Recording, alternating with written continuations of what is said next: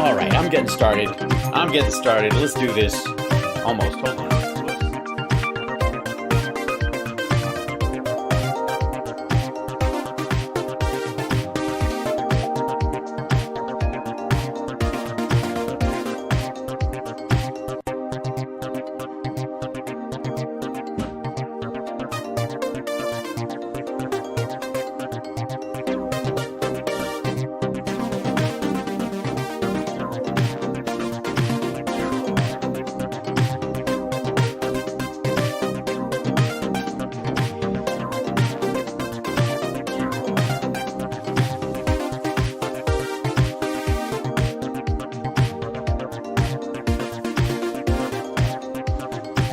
All right, now I'm here. Where's the button? There's the button, and there's the hi. There it works. Okay, good. Hi, welcome to the show, everybody. It's one of those hump days, and I'm glad to be here. Let me put in my headphones because we're going to be dealing with some clippage this afternoon, as we do regularly on this show. HAL Sparks, Mega Worldwide. I'm HAL Sparks, and I am indeed Mega Worldwide. Prove it, I hear you say. Okay, everybody in the chat room, let everybody know generally where you're from. Planet-wide, where are you from? And if you want to, just to be a complete jerk about it, where you are now and where you've been, so I can feel like I'm covering two places at once because I'm covering your life path as part of it. There you go. Philly, Liverpool, there we go. I'm already across the pond. California, New Zealand, Washington, Florida, Georgia, Whitting, Indiana, Ohio. There we go. A lot of the United States. That's totally true and awesome and great. Australia. See? Mega Worldwide. The entire loop. We're covered. Look at that. Holy smokes. Explosion. I used to be in the old days when I would ask that question. It'd be like pitter, pitter, patter, pitter, patter. And now we draw an enormous crowd because you guys are wonderful, and it's getting bigger all the time. And look at that! Look at the places fly by. So, in being mega worldwide, as I am wont to be, I'm sort of aware of the different levels of expectations that people have with their government and what things will, what you can genuinely expect to occur when you vote or don't, or march or don't, or what have you. And it's fascinating to me that the United States is curious in that it is one of the places where you have the most recourse, and yet it goes unused. Maybe that's the case. Like if I'm not mistaken, New Zealanders must vote. Australia, similar thing. You get fined if you don't vote, something along those lines. You must be heard from, even if it's to only say, I don't care, which in and of itself is a vote, but at least you're on record, right? HAL's the new British Empire, his fans everywhere. The sun never sets on his knowledge. This is true, right? Can't believe Lauren Boebert won the primary. Why? I totally believe it. In the place she got elected before? Yeah, of course. It's silly. Rigged! Thanks, Barb. I'm glad you're, while you're in Facebook jail, you can slum it over at Twitch. Twitch.tv/HalSparks. Don't forget to subscribe. Drive our numbers up. Try to keep us around 1,000. So, come on. We're working on this stuff. Try to, you're making me look bad. No, I'm just kidding. Yeah, I was trying to work in Ghostbusters lines, but it doesn't quite fit. So, nowhere is that more important than in the codification of Roe v. Wade. Now, one of the big whinge points that people are having right now is that Obama didn't codify it when he had a chance, and RBG should have, retired so that somebody else, she wouldn't be replaced by Amy Coney Barrett, and blah, blah, blah, blah, blah. And even during the time when Obama had a, quote, supermajority, the issue that they had at the time was because they had a supermajority, and I think I don't know where they got this idea, but they were under the assumption that voters would stick around and help the plan along as opposed to vote and fuck off. And so that supermajority was extraordinarily short-lived. And in that time, They didn't obviously have, Dems had the blue dogs. These are the very same people that stopped the ACA from having a single payer element to it. So no surprise that those very same people would not join a coalition of people to try and codify Roe v. Wade at the time, especially considering it was, not under threat in that moment. It is now, and like I said, like Biden has presented this plan he did during the campaign trail. It's definitely been in the process, been in the chute. Came about last week. They put it up for a vote, and the Republicans voted it down.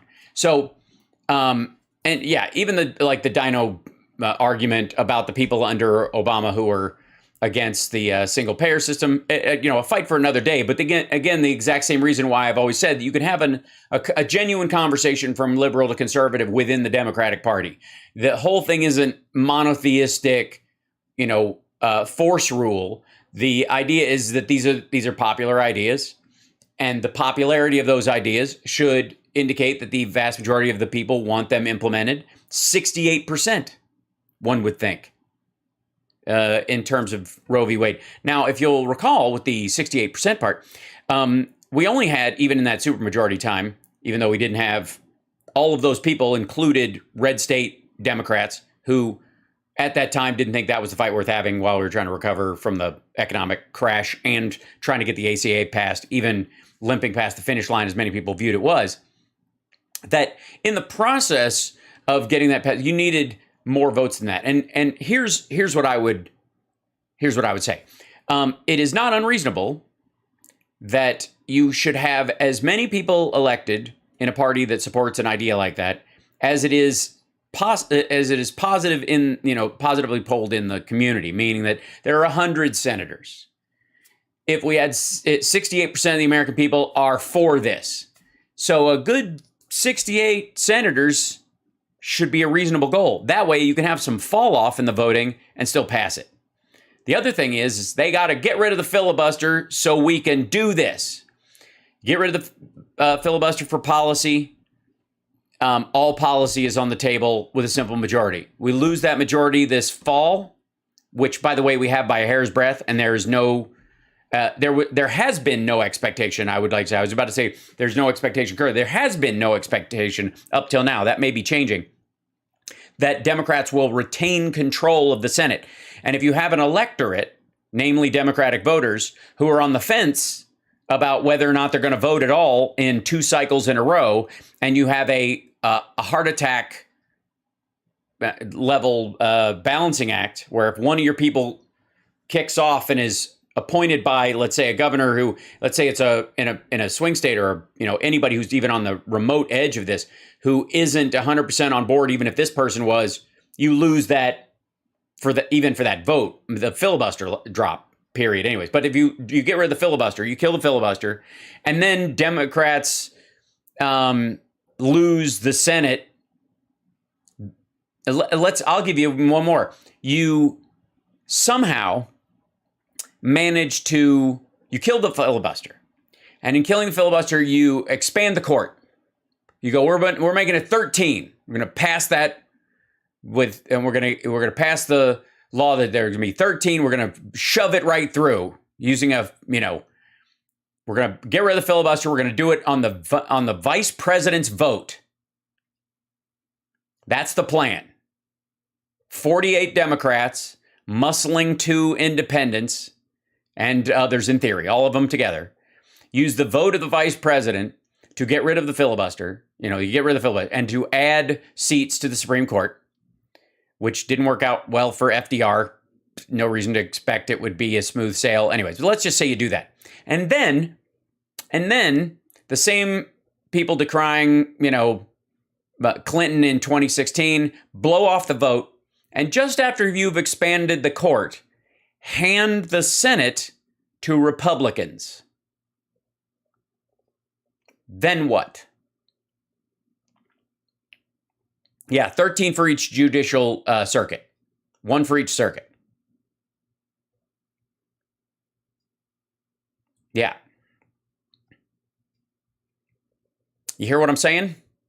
Because you're not going to be able to confirm 4 justices between now and election day, right?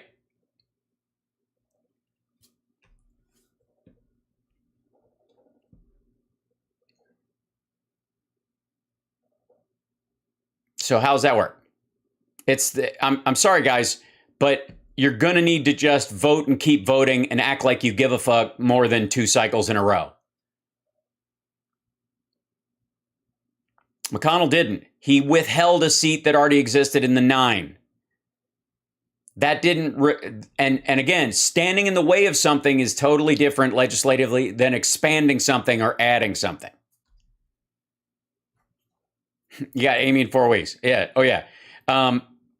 Believe me, the Republicans will rush people the fuck through if we, and by the way, show me the blue tsunami this fall that you can count on, and we'll talk about the expansion of the court and the ability to get people in there.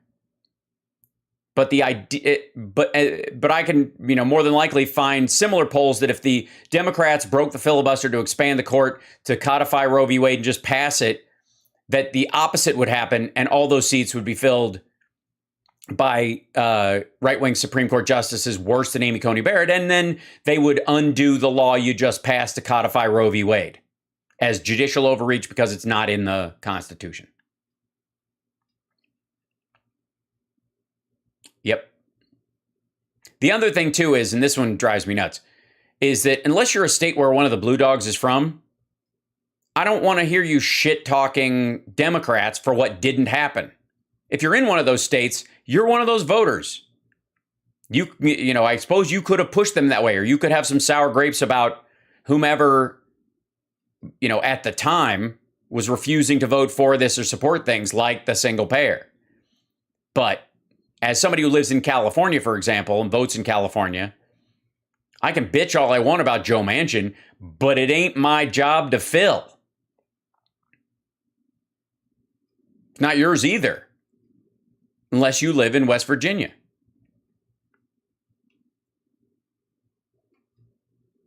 I mean, it's a silly argument. Why is SCOTUS a lifetime appointment? The idea is that they would be immune from being bribed. That it would make them more likely to maintain their ethic and their belief systems regardless. Can't have an opinion about you can't have you can't have an opinion about the government if you don't vote your opinion. I agree, Glenna.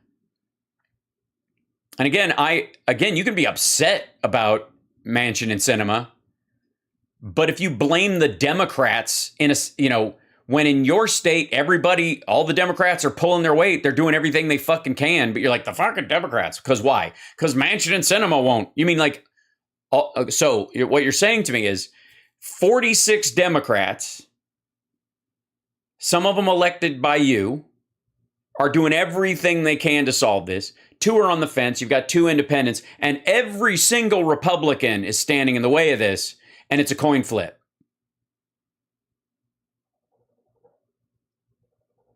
Sinema ran as a progressive. Sinema ran as an LGBT flibbertigibbet. Everybody assumed she would be progressive.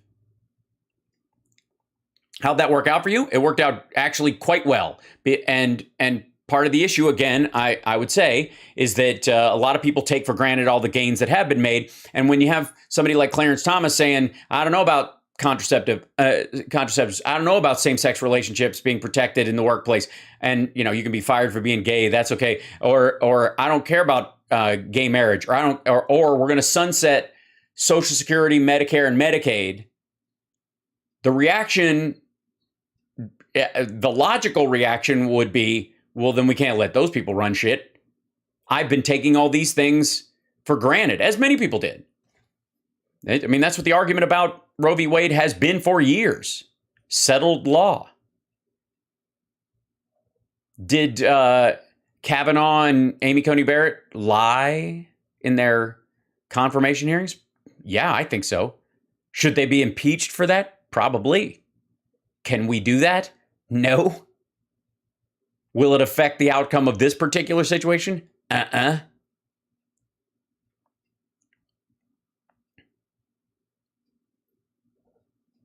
I took a down ballot yesterday, but my guy lost. Well, that was a primary. You still got you still got a general ahead of you. Okay, so that's, yeah, so did Gorsuch. I totally agree.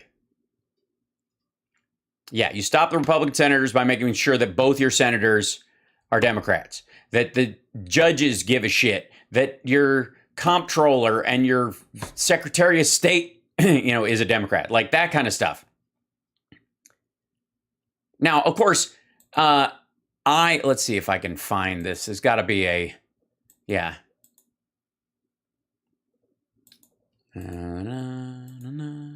Well, like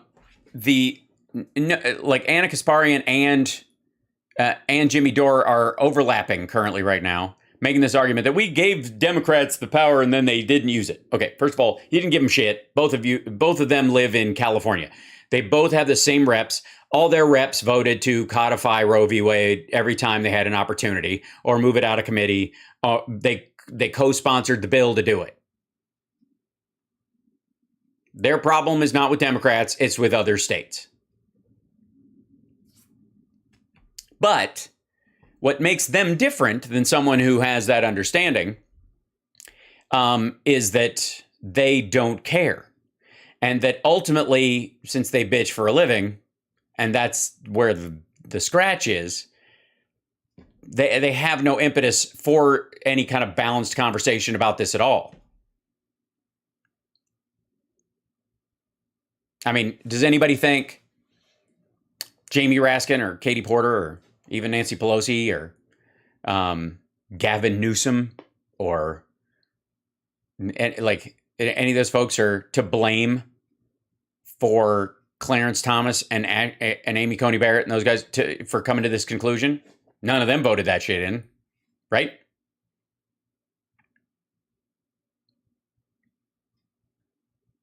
All this Democrats aren't doing shit is coming from progressives and fraudsters. Right. Well, I would call them faux-gressives, because a real progressive wants progress, and real progress happens one step at a time. And a real progressive could recognize that, in theory. The people who label themselves as progressives are kind of, these days anyways, specifically, and I'm talking like progressive with a TM next to it, are very similar in many ways to evangelical Christians who use the Christianity label while not living up to the behaviors that they allegedly associate with those Judeo-Christian values. Understood? Progressives play it in 5/4 time. This is true. When we're talking about music, there are no bad progressives in music. So, HAL AOC is not running for president. She said so on Colbert TV show yesterday. I'm aware of that. I never thought she was, by the way. I don't expect her to, and for a very long time. And the problem AOC has, if she ever, and this is true, and you could look at how Jimmy Dore has reacted to her and the squad, and how progressives turn on her harder and quicker than almost anyone, aside from the Greg Kellys and the Tucker Carlsons of the world, is that the minute they start doing something where she could get elected nationwide, that will be considered a betrayal, and she'll lose their vote. Just count on that happening.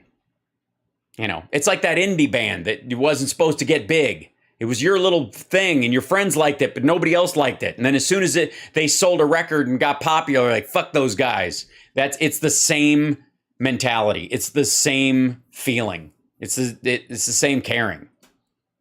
Can you remind me of your position on the Electoral College? Yes, I think it should be abolished. It's an ancient way of doing things. I think there has to be work done before that's possible.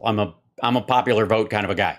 I think one of the only solution for the Electoral College, because it's in the Constitution, the only way you'll really get rid of it is if you have blue states align with what I would say is purple states to sign on to a contract amongst themselves to say whoever wins the popular vote nationwide gets our state's electoral votes. That's a process that is long, but quicker than getting rid of the EC. Again, the problem you have is, who are you talking to? Who's the audience? Who are you convincing to go on board with this kind of thing? You're not talking about the hardcore people who are already on your side. You're not even talking about the fence sitters. You're talking about the people who either never heard this idea or are against it or just are used to things being this way and want it to stay that way, right? You have to convince those people. Well, if you can't get even your hardcore voters to show up 2 or 3 elections in a row without throwing the baby out with the bathwater or going on these, if we can't get everything, nobody gets anything marches, why the fuck would those people think, A, I want those people in charge of shit, running things, they can't even get their own act together, or B, if they can't convince people who already like what they plan to do with that amount of control and power, why would I let them do it? You understand what I'm saying? So there we go. That's yeah. Washington, D.C. is not going to be a state. Puerto Rico, yes. I think that's also one of the solutions. It clearly is. Like right now, the other problem we have, and this is aside from the fact that people need to show up, and we have had 60 senators before, even though they include a lot of, they're going to, because of the nature of this country, they're going to involve rural senators. They're going to involve countrified Democrats that aren't going to be on board with everything because they can't be or they won't get elected. That's life. So one of the there's always going to be a slight Republican conservative tilt in the rural states, which have fewer people and it's easy to get somebody elected. So they dump all their money into getting somebody in there. The only way you're going to find a solution past that, besides the long game of convincing people that you have their best interest at heart, that you have the best plan to make it happen, and you can counter the opposing messaging about these things without pulling your fucking hair out. You know, one of the only ways is Puerto Rico getting 2 senators. Now, I also would like to remind everyone that just because Puerto Rico gets 2 senators does not automatically guarantee that they will be Democrats, because Latino cultures especially have a history of being Catholic, aligning with pro-life policies. And, you can look at the woman who was just elected in Texas in one of these small districts. It's not a guarantee. And that's a good thing to some degree, because you might actually get some Republicans on board with the possibility of it if they don't think you're just adding that territory so you can get 2 permanent votes. There is this very strong chance that a, semi-conservative Republican, a Kitzinger Republican type, could actually do well. Yeah, and Latinos hate socialism. Ethan, that's mostly, somebody in the chat just said that. That's mostly people who have come from South American states, maybe a little bit of Central American stuff because they know stories of it. Not so much Puerto Rico. Puerto Rico has had its own kind of system for a long time. So it's not like, I mean, it may be because of Cuba, whatever. But yeah, Puerto Rico definitely has the potential to be slightly right-leaning, just by nature. I'm just telling you. And so it's not a guarantee that there'll be automatic Democratic senators. And so that in and of itself makes it more possible as a solution, because you can go, look, we're not going to lock these seats in, but we want them to be, they deserve, and I genuinely think, regardless of whether or not they went my way or another way, I think Puerto Rico qualifies as a state, should be. Yes, Latinos are not monolithic. That's right. And the idea that they would be kind of lockstep is a little silly. It's also part of the racist storyline that Republicans tell everybody. I mean, one of the biggest stories about the great replacement theory and Tucker Carlson's bullshit about the border is that we're just trying to get all these Latinos in here so that they're going to be they're going to go on welfare, and then they're going to automatically vote Democratic because we saved them from squalor, right? That's the idea. And that they'll be on the public dole and they'll take that as payment for their vote. Now, besides being insanely racist as a concept, like just that thought, like, and again, I'm not even hyperbolically describing their attitude towards these people. I don't think anybody, I mean, you've all heard some version of that horseshit. Even, all that aside, it is not materially true. The only issue that the Tucker Carlsons have of the world is not that Latinos might not eventually come on board with their ideas and, join them in their, free market, whatever, pseudo-libertarian, neo-Christic, feudal, isolationist party, whatever the fuck it is now. It's not so much that they won't do that you couldn't coax them over, and it wouldn't, and quite frankly, that it wouldn't even take a ton of work, really. The problem Tucker has is that, they're Latinos and you have to hang out with them. They don't want them, even if they did believe the exact same thing. Hence the racist theory behind the entire thing. That's it. And people who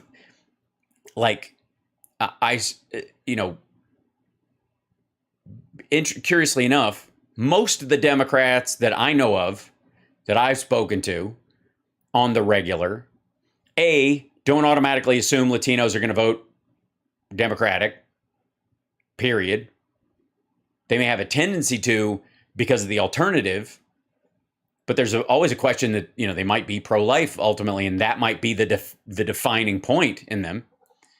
But also, I don't know that many Democrats think of, like we said earlier, like Latinos as a monolithic cult, any more than black voters for that matter.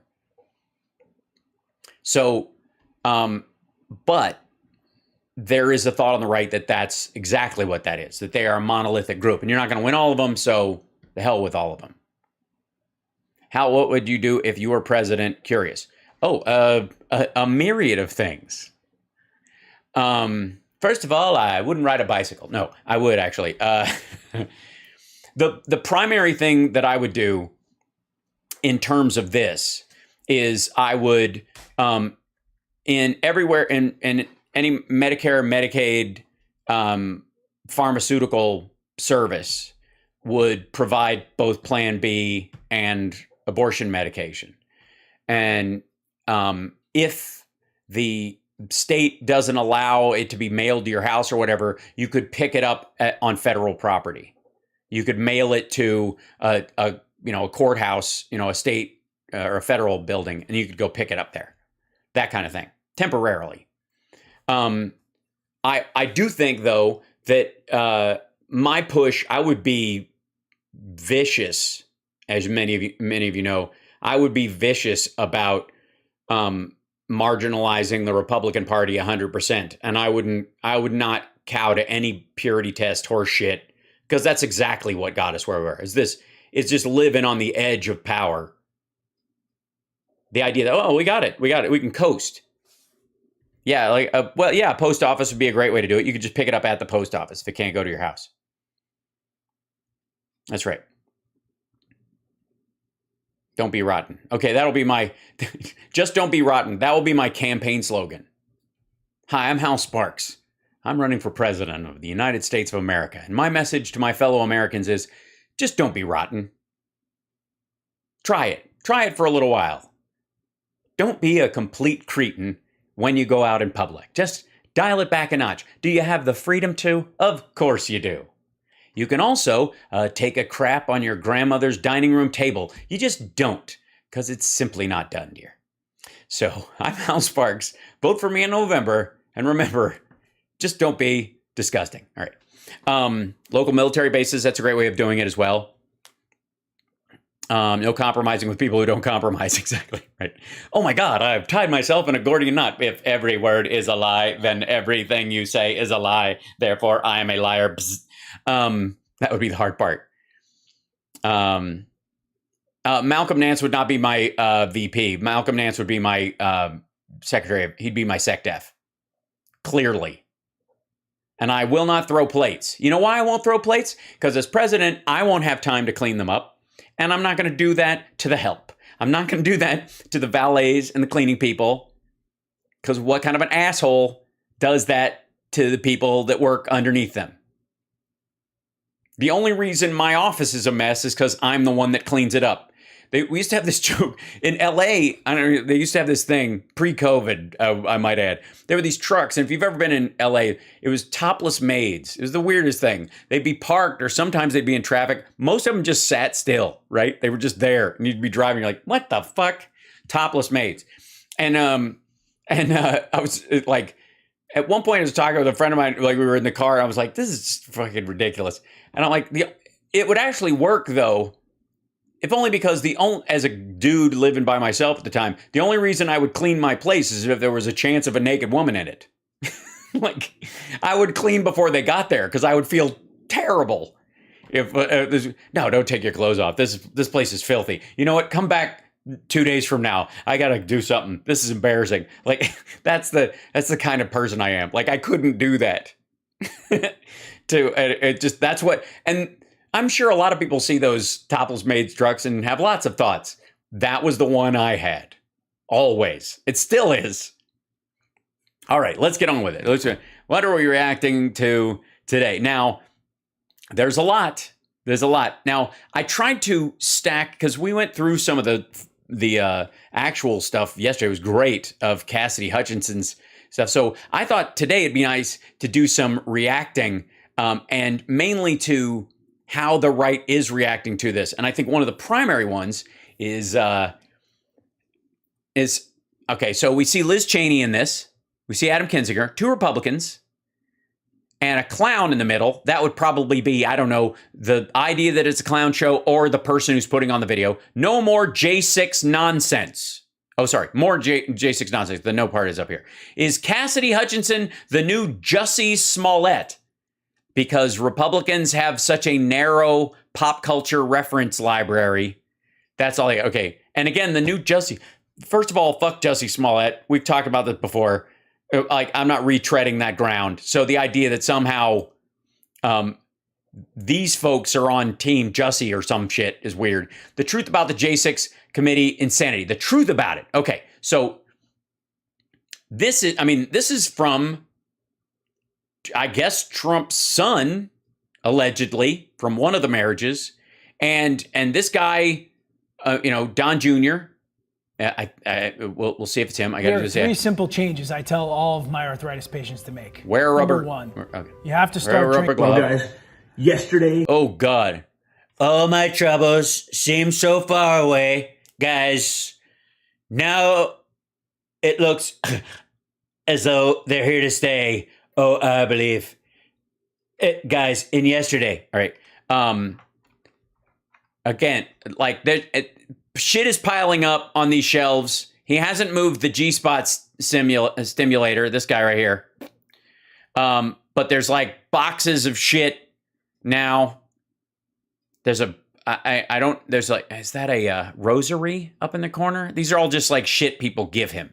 That's what there's. Look at this. This is wrapped. I don't know if maybe it was his birthday recently. There's a lot of shit that's just in boxes around him. This isn't just going to be some asshole talking about Cassidy Hutchinson and claiming that you can't move in the beast the way she said you could. Bullshit, right? Yeah, it's Hunter Biden's laptop back there. I'm kidding. There is no Hunter Biden laptop. So let's see. Well, guys, yesterday, the January 6th committee, they brought out a star witness, someone who's at the epicenter of everything. Yeah, it was the executive assistant or whatever to Mark Meadows. She was present in more than this asshole was in his father's life over the last 4 years, if not altogether, as like during the entire time he was alive. There's an argument to be made that Cassidy Hutchinson has had more FaceTime and time spent around Donald Trump in 4 years and change than this asshole did in his entire life. Honest to God, there is a very strong chance that's true. Even in the building, they didn't see each other that often. Thank you, Deanne. Her name, Cassidy Hutchinson. She was, today, 25 years old. So at the time, At the time, yes, she was 21. Your father hired her? 3 years old. So you know she was in all of the real conversations and had the utmost credibility. Well, first of all, No. Utmost credibility and worthiness to be in these meetings was never a standard in the Trump White House. Fucking Sidney Powell was in these meetings. Rudy Giuliani was in these meetings. His father would even argue that Jeff Sessions was in it. Bill Barr was in these meetings. Like, your dad doesn't think these people are qualified to be in these meetings. Qualifications had nothing to do with it. She was a 23-year-old beautiful woman. That's enough for a Trump to let her in the room because they don't think women can hear. They don't think women have, and their opinions are worth a fuck. That's kind of the amazing thing, that there's probably a lot more women that were in the administration or around the administration in staff positions that heard a lot more shit just like she did, because everybody who worked in the Trump White House was like, chicks. She said something incredible. I was actually impressed. It made me more likely to vote for Trump. She says that after leaving his January 6th speech, Donald Trump essentially assaulted two United States secret. Well, essentially. I mean, the assault level we're talking about is sort of on the Rudy Giuliani backclap level. You know, I'm just going to say that I don't think either of them felt in danger at any time, unless the car was moving at a high speed and they had yanked the wheel. But yeah, that didn't happen. I think they were sitting still when that altercation occurred. But I don't think, again, Donald Trump physically snapping, oddly enough, I don't know anyone who would be afraid of that. Right. And again, with Donald Trump, you know, steering wheels are like pussy. He likes to grab them, but once he's got a hold of them, he really doesn't know what the fuck he's doing. Service guards took over the beast or the presidential limo. Or wasn't either. Or whatever he was. Or whatever he was. Well, he was the president. He's not the president anymore. This looks sane. Nice freeze frame. Fucking hell. Jason Bourne. No. Like he was a drunk who wanted pancakes in an Uber. Trump is basically James Bond. 75. No. First of all, talking about your dad using your own last name as an identifier, like it's his fucking pronoun, is really weird. It's very distancing. I would imagine talking about your dad using your/their last name. You know what I mean? Just picture that. Think how fucking weird that is. Isn't that odd? Like, that really stands out to me. That is not something. I mean, I would be saying my father. That's just me. I mean, my dad. That's how I speak about my dad. So that's how I would relate it. But this idea, like, Trump was literally, he was like a cross between Jason Bourne and the Randy's donut sign. He was like a Bosu ball. It was like James Bond made armor out of multiple Bosu ball halves. And right. 5-year-old Donald Trump beat up two heavily armed. No, he didn't. That, as a matter of fact, the crux of the story is that the dude grabbed his wrist and was like, let go of the steering wheel, please. And he did. There was no one was concerned. But please continue to blow up the mythology of your father. Exaggerate this as much as possible so that you can straw man her story, which she heard from two Secret Service agents. If it turns out not to be true, the question will not be the truthfulness of the story itself, but why they told her a lie. Why did the two most loyal Secret Service guys to this asshole's father tell her a lie? If it turns out to be false, that's the actual story of this. The weird part is that I think they'll lie under oath to protect the former president because they see that as part of their job. And since the only people in the car that will talk about it are Trump, them, and Meadows, none of them and all of them got their story straight. They don't have anything to worry about. It wasn't like it was on tape. Secret Service agents grabbed the wheel miraculously somehow from the back seat of the presidential limo. He wasn't in the limo. He was in an SUV. He was in an SUV. He was in the Suburban. He wasn't in the back seat. He was in the middle seat next to the door. You can see him waving at people as he fucking leaves. This is lazy. They didn't use the Beast. The Beast was never used. These assholes called it the Beast when they told her the story. But he was never in the Beast that day. He was always in the Suburban. It was a short trip. Fuck off, piss off, silly, dumb. Anyways.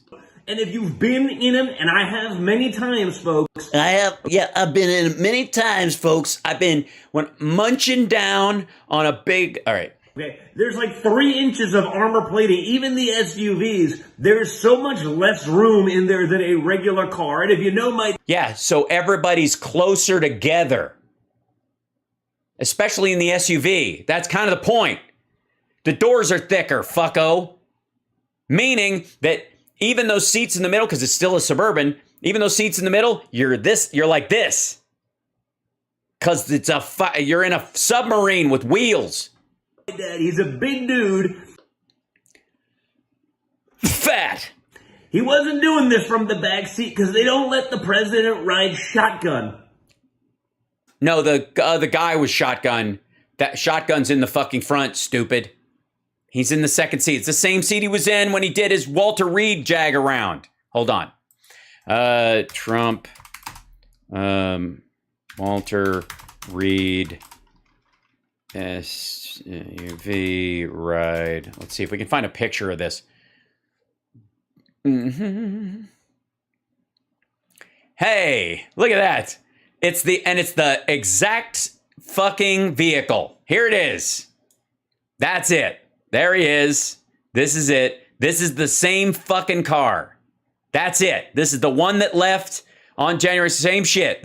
See this guy? See this guy? He's fucking up their ass in this shot. This is like, that's where he is. This is when he was at Walter Reed and he was sick and he was afraid people would think he was going to die. So remember, he went on a ride and endangered the lives of his Secret Service detail because he wanted to be trapped in a car with the windows rolled up, coughing fucking COVID on them before there was a goddamn vaccine at all. Because he was jacked up on steroids and monoclonal antibodies. Yeah, there he is. See, they even got the light on. Same fucking vehicle. He could reach up and touch that guy's shoulder right there. He didn't even have to lean forward to touch this motherfucker. If he leans forward, that's enough. So, yeah, there he is again. Here's the thing. That's the way. The same shit. Same exact thing he was doing when he was leaving the rally. Same wave. Same like, derp. So don't give me this shit about there's a mile wall between him and whatever. The glass is bulletproof and it's like 3 inches thick, but it doesn't, there's not a football field between them. It's just lame. This is just stupid. He was never in the Beast. Those guys called it the Beast because they called him Mogul and they called any vehicle he was in the Beast because they were stupid and they thought it was like Air Force One is, any airplane he's in. So if they commandeered a Piper Cub, it's suddenly Air Force One, which is a great, it'd be a good comedy plot for a Netflix film. But Air Force One, I'm praying that no one notices this shitty small detail in my story. Yeah, and you're absolutely right. He's fucked up on something and his nasal passages are gacked up with some sort of substance. So, this goes viral. The story of Donald Trump trying to grab the wheel and grabbing a Secret Service agent by the throat until we make up the lie about it being the Beast. And the guys that were in the car who are sycophantically supportive of my father say that they'll testify about it and then don't. A source close to the Secret Service. Yes, this is the Peter Alexander tweet. A source close to the Secret Service. And close to the Secret Service. Trump is close to the Secret Service. Technically. Every day. Melania is close to the Secret Service. I'm just running that by everybody. Okay. Tells me that Bobby Engel, who was in the car, yes, he was the guy who was sitting there going all fucked up after it happened. lead agent and the presidential limo and SUV driver are prepared to testify under oath that neither man was assaulted and that Mr. Trump never lunged for the steering wheel. Now, okay. Does that mean they're testifying to protect the president because they still consider themselves to be on Team Trump? what's really interesting is what do you do? The fuck do you do? What? I thought this guy's an executive VP of the Trump organization. What happens? Are they ever in that fucking building anymore? What is this? Yeah, what do you do? Coke. Yeah, besides Coke. What do you do besides Coke? Is an excellent point. Thank you, guys. I'm sorry, chat room. Don't forget to like and subscribe. Thumbs up. Support the show. Blah, blah, blah, blah, blah. It's well spotted. Well spotted. Is that the House Unselect Committee, I'm using my dad's term because nobody wants to look at good. If I look up like this, no one knows I'm reading. Select Committee, upon hearing that, has no interest in hearing from those Secret Service agents. So you have... No, they already deposed them before about other shit. I mean, they could bring them back in, and they said they're prepared. I'm for it. She said today, by the way, she released a statement through her lawyers. Let me see. Hold on one second.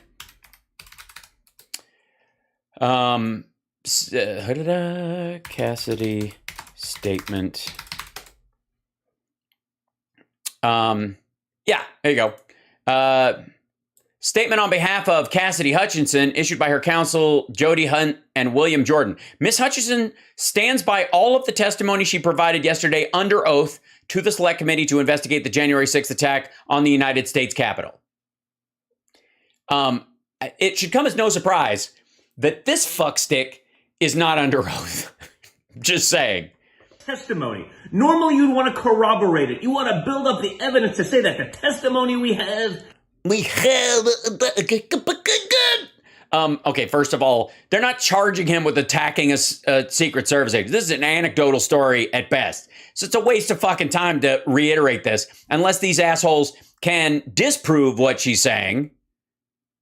Right now, what you're arguing for is a he said, she said between the two of them. And secondarily, those guys will they testify, and the phrasing is really interesting, that the president didn't assault them. Well, because they didn't consider it the lunge assault. And he never lunged for the steering wheel because the idea was that he lunged for the guy's arm instead. And that's really what happened. So they're just like skating around the story to protect themselves. But ultimately, what she testified to was what those fuckers said to her. Now, if they were lying to her because they thought it would appeal to her, because they thought she was a chick in the office they'd like to impress with a horror story about the boss, that's on them. I happen to believe her.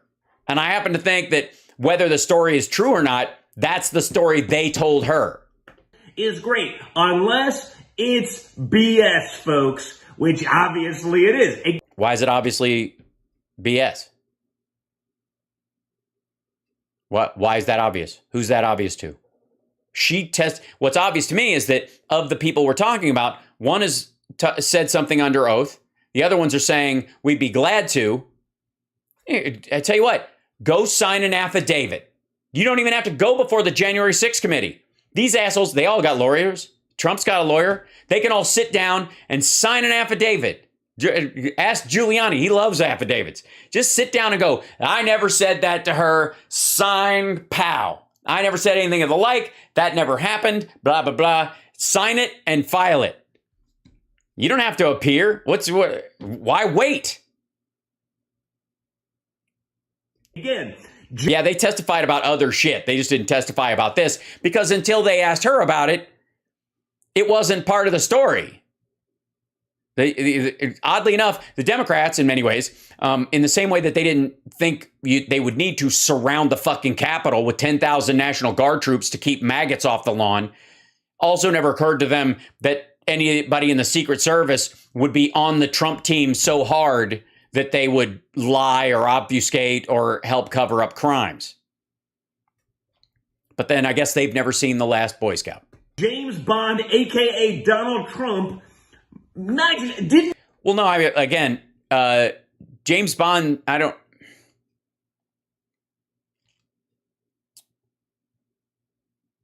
Yeah, I'm trying to... literally, I've seen all the Bond films. I've seen all the... yeah, so all the Bond films, all the Bourne films, even the extended one with Jeremy Renner. And at no point is there a, him lurching from the back seat kind of scene or whatever. Most of the time he's in the driving seat and he just pushes a button and they leave, whatever. But then, of course, they might have had one of those in the car, but nothing's going to eject somebody Trump size. Didn't steal the presidential limo? He didn't really try. I'm shocked. Okay, this is just cover with hyperbole. He's basically making a big fat straw man with tiny little hands. It was so believable, folks. It was so believable. And guess what, guys? If you're still believing this crap after the years of this crap, if you still believe it, Jussie Smollett has some waterfront and oceanfront property to sell you. Both? In Arizona. Oceanfront and waterfront property in Arizona. Yeah, most of the time when people use an analogy like that, it's about rudimentary believability. But again, this is the idea in this. If they were going to use the Jussie Smollett story, ultimately, it's much closer actually to what happened to Rudy, which is probably why. I'm going to guess, and I mean this seriously, that after this prick saw the footage of Rudy getting clapped on the back, they were calling him, Jussie Giuliani for a day. That's my thought. Basically, Amber Heard was testifying yesterday. No, that would be her friend who had heard other stuff, what Amber Heard had heard. Jussie Smollett. Oh, God. Any number of the clown show brigade that we've been watching for the last few years. Oh, you mean you, Eric, Ivanka, Jared, your dad? I'm sorry, Trump. Anyone with an IQ above about 3. Okay, so I'm sorry, I take it back. Not you, not Eric. Who watched it. Not your dad. You should clarify that. Before, never mind. It's my fault. Realized that it was nonsense, but that didn't stop the media. That certainly didn't stop the committee and the Liz Cheneys of the world. There is only one Liz Cheney. I have to say, even Kitzinger and drag doesn't do her do her justice. We're more than happy to have evidence out there that is ready to be disputed by multiple federal law enforcement officers who were actually witnesses. Well, no, they were participants, but they were also on the president's detail and therefore might lie specifically as part of what they believe to be their actions under the president's detail. The other thing, too, is that this might be one of the executive privilege moments that often gets covered under Secret Service. But I'm happy. Look, if they want to testify under oath and say they never told her that story, let's hear it. I'm all for it. But until that happens, I'm going with the woman who appeared and spoke under oath. See, I give her more credit for being on camera, under oath, testifying for hours. She did 40 hours or some shit, not including yesterday. Right? That we recognize that? Okay. That she put the time in 4 times Hillary, right? With the committee, under oath, with notes, gave the notes afterwards to the committee. They're on record. I'm going to have a tendency to believe her until your dad shows up and talks under oath for 10 hours. That's all. I mean, it'd be real easy. Over in a day. Just, you know what? Your dad wants equal time. Knock yourself out. Hop in, swear, let them rebut his testimony. Tell you what, if your dad does what she did, then we're up there. Like, I want 36 hours, 37 hours of on the record videotape testimony, and then you can come and do 2 on television. What do you think? And then you can do next. Until then, fuck you. Just breaking news: J6 committee issued Cipollone subpoena. Yeah, he's the tee up. He's who they're going after, and I think he's gonna honor it. One of the other officers, Tony Ornato, who was the head of the Secret Service, Cassidy says that he told her these things happen, and he said that that's not true. Right. She said it under oath. He didn't. He's just doing it through a PR window. And by the way, if maybe he was on the same shit you're on and just doesn't remember.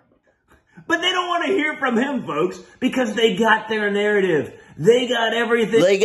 I'm reading, it says right here, narrative. I put the word narrative on a piece of paper. Folks, you would not believe the kind of fucking hell, man. Back to the note. Like, he's, whatever it is, whatever his notes are for this video, they're right down here somewhere. Jesus. That they wanted. They don't need to do anything. They don't need the guys. So, you know what? I know the Democrats won't go after their star witness when they perjure themselves. I know that I would not have gotten that benefit of the doubt. And well, you could show up and testify under oath. Still won't. Oh, no? Oh, that's because you won't testify under oath. Right. Why not? I'll give you that benefit of the doubt. You testify under oath. Let's hear it, motherfucker. Because the difference is with everything else she said was corroborated in either messaging or testimony from other people. So it lines up with her trustworthiness on other shit. None of us are lining up to like blanket believe anything that came strictly out of somebody who worked in the fucking Trump. Or I thought we all had TDS, don't we? Don't we all have Trump derangement syndrome? Shouldn't I cancel or hate this woman just because she worked there? For fuck's sake, in her own testimony, when she's talking to Mark Meadows and he's holding both his fucking phones and he's got his glass on, she's like, and he hasn't called Jim Jordan to see if he's dead yet. And she's like, did you see Jim's speech? And he goes, yeah, it was great. What'd you think? She goes, yeah, it was great. She liked Jim Jordan's fucking speech on January 6th. I have no reason to like this woman in that regard. It's just that Donald Trump, like he did with Liz Cheney, daughter of Darth Cheney, Laura Ingraham, Ann Coulter, and and umpteen other relatively awful people, he managed to find Cassidy's line. He managed to find the point where, like, I'll do all this awful shit. I'll even believe something Jim Jordan says and appreciate it on the merits. What? Fuck that. But somehow this prick's father managed to find a point where she will not cross. You know how hard that is to do? Fucking hell. They'll look for anything. If I put a comma in the wrong spot, they'll get... Yeah, but that's because you're talking about dollars. Hey, anybody, you think it matters where you put the dollars and the decimal points and the commas in 100,000, 10,000, 3,000, $800 million? You think that and by the way, the comma in the wrong spot is their way of getting around all the lying to the bank, lying to the government. That's basically how the scam worked. He's telling you. They're telling you how the scam worked. Tell the bank it's worth 100,000. Move that little thing. Tell the IRS it's worth 10,000. Just move the comma this way and move the dot that way. Just move the period. And then if they bust you for it, you can go, oh, fuck, that was my bad. Hal, you were right. They just sent a subpoena to Pat Cipollone. I told you. I love somebody called him Patsy Baloney the other day. I was like, that's adorable. Patsy Baloney, which, by the way, sounds like either a a country star ventriloquist dummy. Yeah, exactly. Kushner, $2 billion. Yeah. He's admitting the con. This is the con. That's what they do. All you do is they get out for me if I put a comma in the wrong place. No, you didn't put it in the wrong place. You put it in the right place for the lie you're telling to different people. You inflated it. It was worth $10,000. It wasn't worth $100,000 at all. But you told the bank it was. And then you had something else where it was worth $100,000 and you told the IRS it was worth 10. And you moved the fucking comma and thought you'd get away with it. That's why they focus on that. His dad says that same shit all the time. It's always their reaction. It's all right. It's always the one they bring up. We put the comma in the wrong place. That's always their defense because they know that's where their guilt lies. For perjury, but I sure as hell hope that the Republicans, when they take back the House in November, that they do go after these people. Yeah, but even still, these people, you're not going to be able to get them for lying under oath because they're going to tell the truth because they have no reason to lie. They didn't do anything. None of the Democrats help people get guns onto the grounds of the fucking Capitol. Because this isn't democracy, folks. This is crap.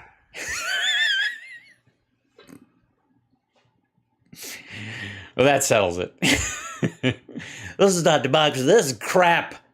And we're seeing more and more of it. And by Well, you're seeing more and more crap. All right. Well, I mean, obviously you've been visiting with your father. the way, I'll be back because I just saw another breaking story about Another pranking story? Breaking story? Gibberish. Hold on one second.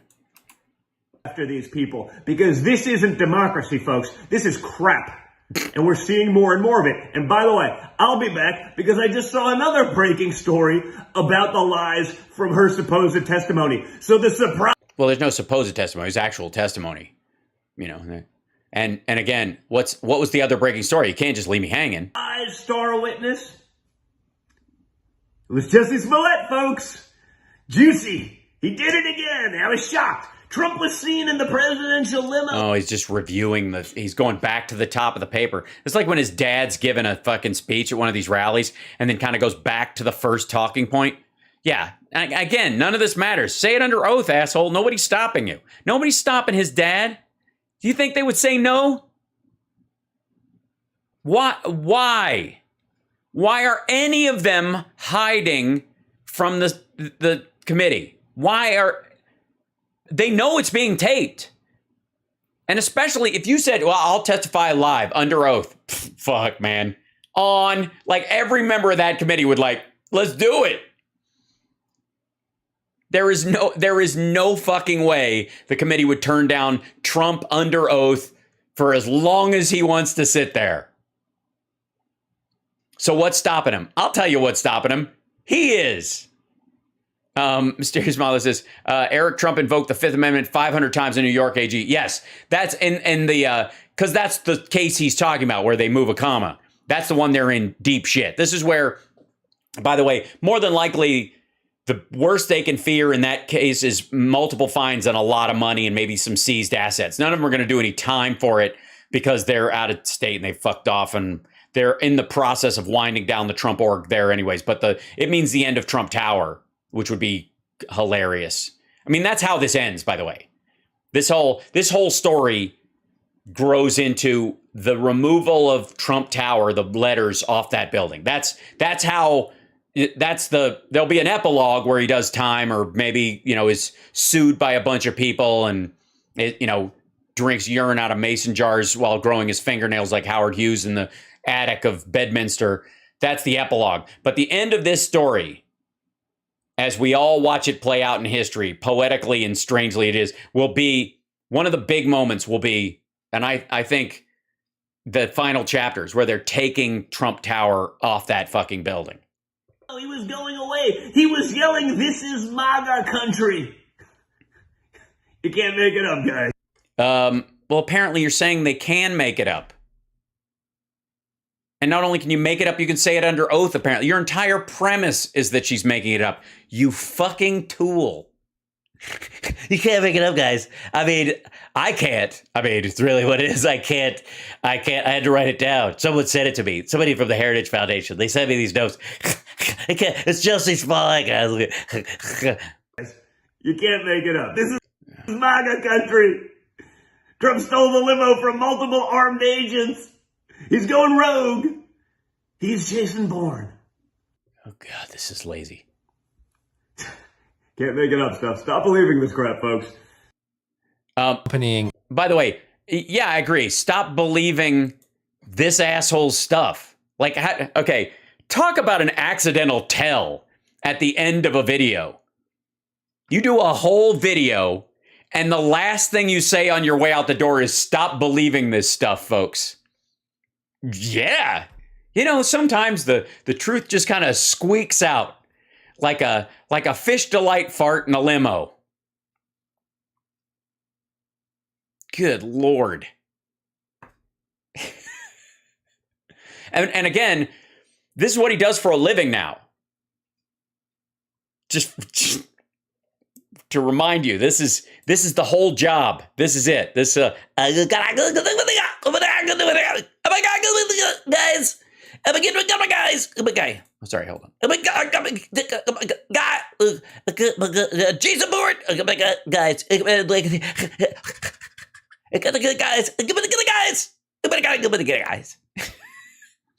How does he sleep? I think he just crashes, right? Isn't that what Coke does? You know, this appropriately enough, considering this asshole's father, this reminds me of an old Bill Cosby joke about cocaine. One of the few times that Cosby swore in his act.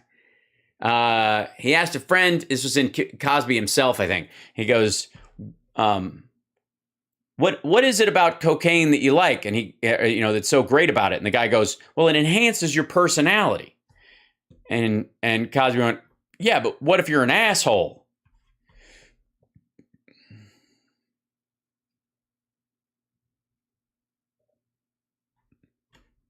I think we've all learned a valuable lesson. That's it. Yes, booger sugar. One of my favorite phrases. You're watching HAL Sparks Mega Worldwide. This is the reaction that they're currently having. That's a word. Sure. Just leave it at that. Happening. And it's everywhere. This reaction. Look, and you thought, I mean, obviously, Junior's not going to pay much for his for these graphics on his site. But look at this. Jan 6 Committee of Stooges on Hannity. Oh, shit. That's green, right? Because I've still got the green screen on there. Hold on. This is so fun. Wait 1 second. Where did this is so odd. Comms window. That's this guy. There you go. There's this guy.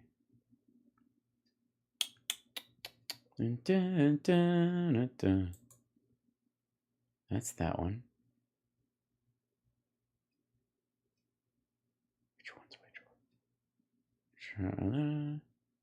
Maybe it's up in here. It's so strange. Like, I don't know why. I don't know where the screen in this this is the tall display one. Okay, so that's this one. See if this. Yeah. Okay, so that moves it. So we take this, and yeah. Okay, good. And then we go. I had to take the filters off because it's a little weird. There you go. Because you can still see Trump Epstein through the thing. That's my bad. There you go. Turn this off. There you go. Close. If we need it again, it's there. I've made it permanent, but I have to take this thing down a touch. And then let me shrink this down so you can see more of this stuff in the screen.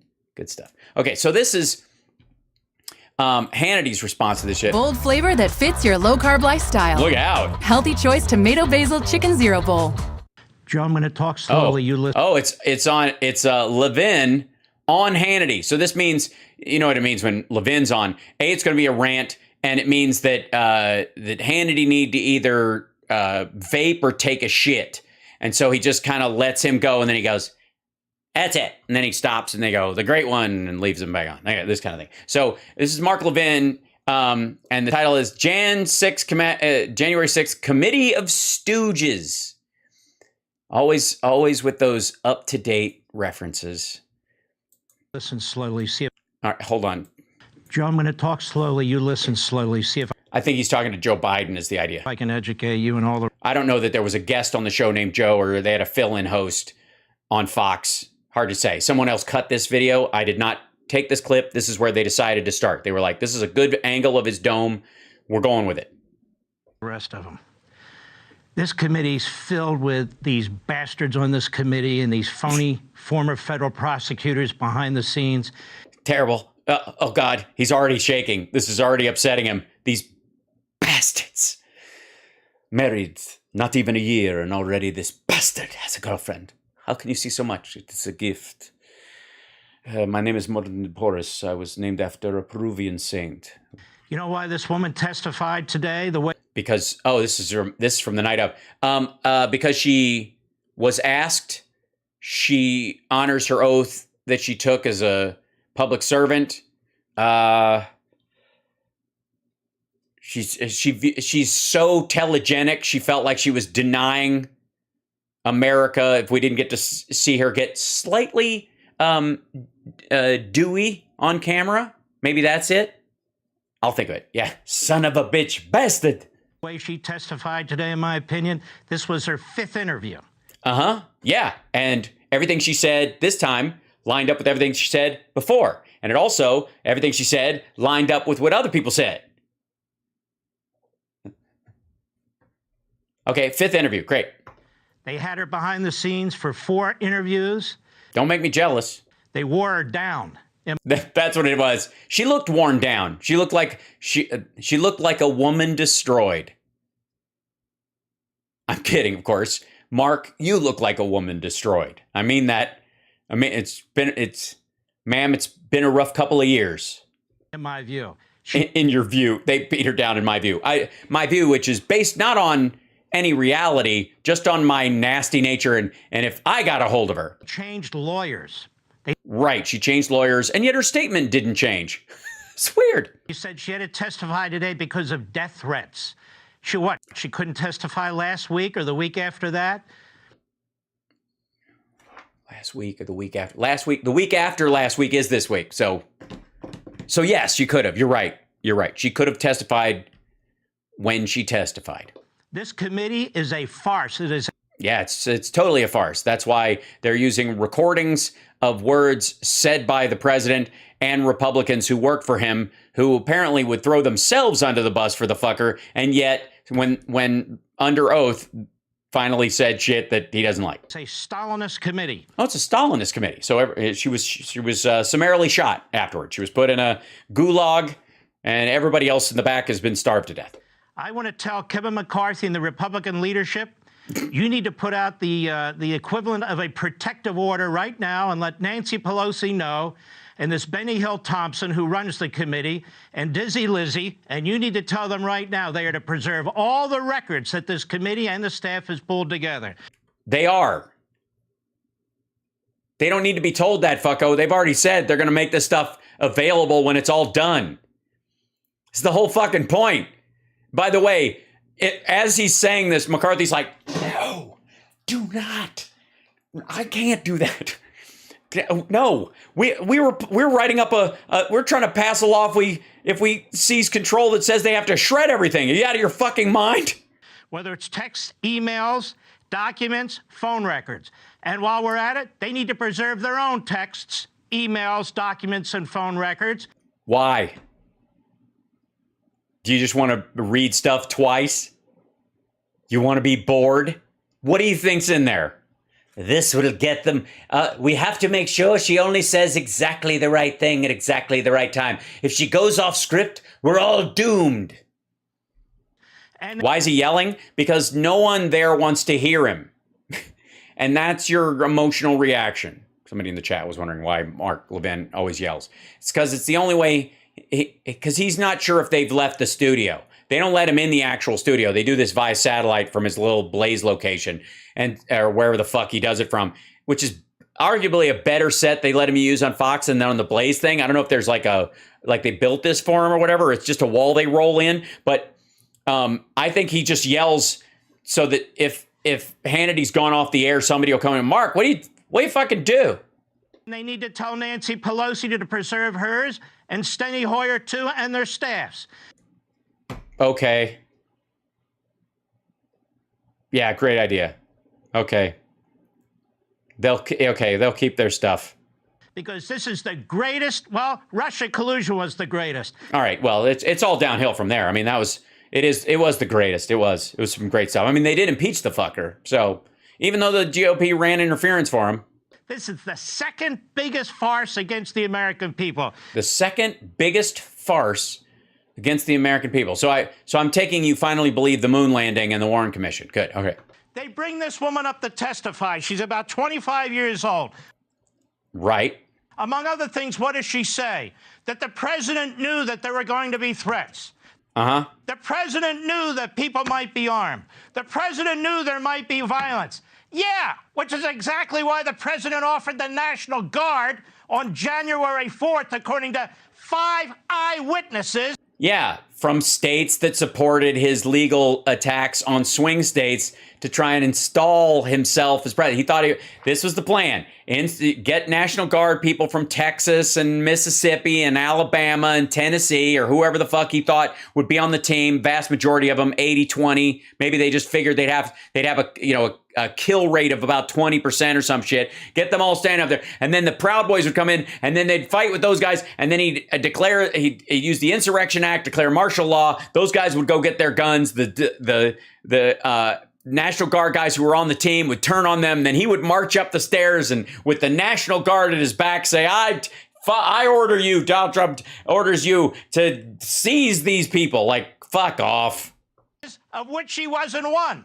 And it was turned down by Nancy Pelosi. It was right, because she at the time couldn't think of a good reason why you would need that many people if it was just maggots.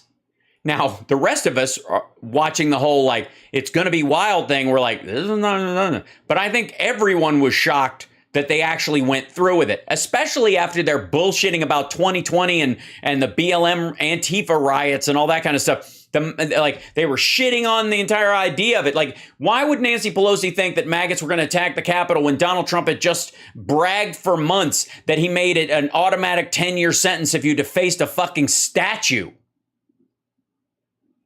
Why would it be necessary? We have standard protocols. We're going to do this. They're not going to charge her. Why would we think they are? Well, a lot of them didn't, but enough of them did. And we never found Caden. That's right, Jathan. Where's Caden? Hashtag where's Caden? Turned down by Chuck Schumer. We have 1,000 witnesses. How about 1,001? Who cares? Hindsight's 2020. But what was apparently while Trump wanted there to be violence, the Democrats didn't take that threat seriously enough. I mean, you could argue that the voters did that beforehand in 2016, and the comity of the Senate and everybody trying to play nice, even with these fucking lunatics like MTG amongst them. And they were like, look, okay, he's done. He lost. We don't have to do this. It's going to look awful. It'll trigger the maggots. If we surround the place with soldiers, it'll be really gross. It'll make it look like we're authoritarians. We're going to, we don't need physical protection to just do the people's work. There's no reason why we should know, right? But and P.S. If Nancy Pelosi had ordered 10,000 National Guard people to surround the fucking Capitol, the optics of that alone would have been off the charts absurd. They did not believe it was going to be that bad. They had no reason to believe it. Nancy Pelosi, but no. This committee's filled. But no, they didn't realize, Mr. Producer, they did not know that at any time, maggots are crazy. They're crazy people. They're even threatening her, and she worked for Trump. Was stooges for Nancy Pelosi. No questions for her. If they knew. No questions for her. No, they already know what the reasoning was. There's no fucking mystery there. She wasn't at the Willard. There might be violence. She knew. Yeah, minor violence. They were not expecting a giant attack on the Capitol. The weird part is that these assholes, their primary defense in this situation is Nancy Pelosi should have known that if you get a bunch of Trump fans in an area, there's gonna be murder. Yeah, This is what Shapiro's going to look like when he's old. Same kind of voice, except maybe he'll graduate out of reading off his laptop. So why did she do what she did? Why do you do what you do and you do what you did to me? What the fuck was that supposed to mean? Just for Nancy Pelosi. No questions for her. If they knew there might be violence, she knew. So why did she do what she did? Why does she do what she did when she doody-dooed in her doobie-doo? All right, why? I swear to God, does Sean Hannity just call ahead to the studio and go, guys, I got diarrhea again. Get bookmark. Because she called them stormtroopers a month before or 2 months before. Yeah, it didn't matter. 2 months before. Here's another piece of information that this committee has that they haven't reported. How do I know? Okay, how do you know? How do I know? Let's hear it. Because of Kash Patel, your same guest. Kash Patel. He said in November, right after the election, Donald Trump authorized the transition to the Biden administration from the Trump administration in the Department of Justice. And Kash was in charge of debriefing scores and scores of Biden people who they assume would come in. Right. Now, if you're plotting an insurrection with the Proud Boys and the Oath Keepers, you not only do not offer 20,000 armed military to protect it's twice as many as Trump. I didn't realize you were there. the Capitol. Is Kash Patel. Rock the Kash Patel. You also do not participate in a transition period. Well, you kind of do, because if you don't participate, it's hard to sneak attack on people when you're screaming bloody murder. I mean, that would be essential to the grift, wouldn't it? You would play by the rules up to a point, and then as soon as they turn their back, right? Order the Department of Defense to work with the Biden people. Sir, this is a Wendy's. They have no evidence for any of this. Committee's come up with nothing. Apparently, you haven't been watching it. There's a shit ton of stuff. Most of what they've come up with is the testimony of people who worked directly for and around Trump. Despite the fact it's all one way. And I want to encourage... It's all one way. No, it isn't. There could have been other Republicans on this thing, but McCarthy only wanted people that were going to be subpoenaed. Networks. Is that Rudy's brother? He's like Gilbert Gottfried. Oh. All over the country, who I'm sure will listen to me. No, I think they can hear you. The chances of them listening, very slim indeed. This is. Fire your legal analysts. Fire them.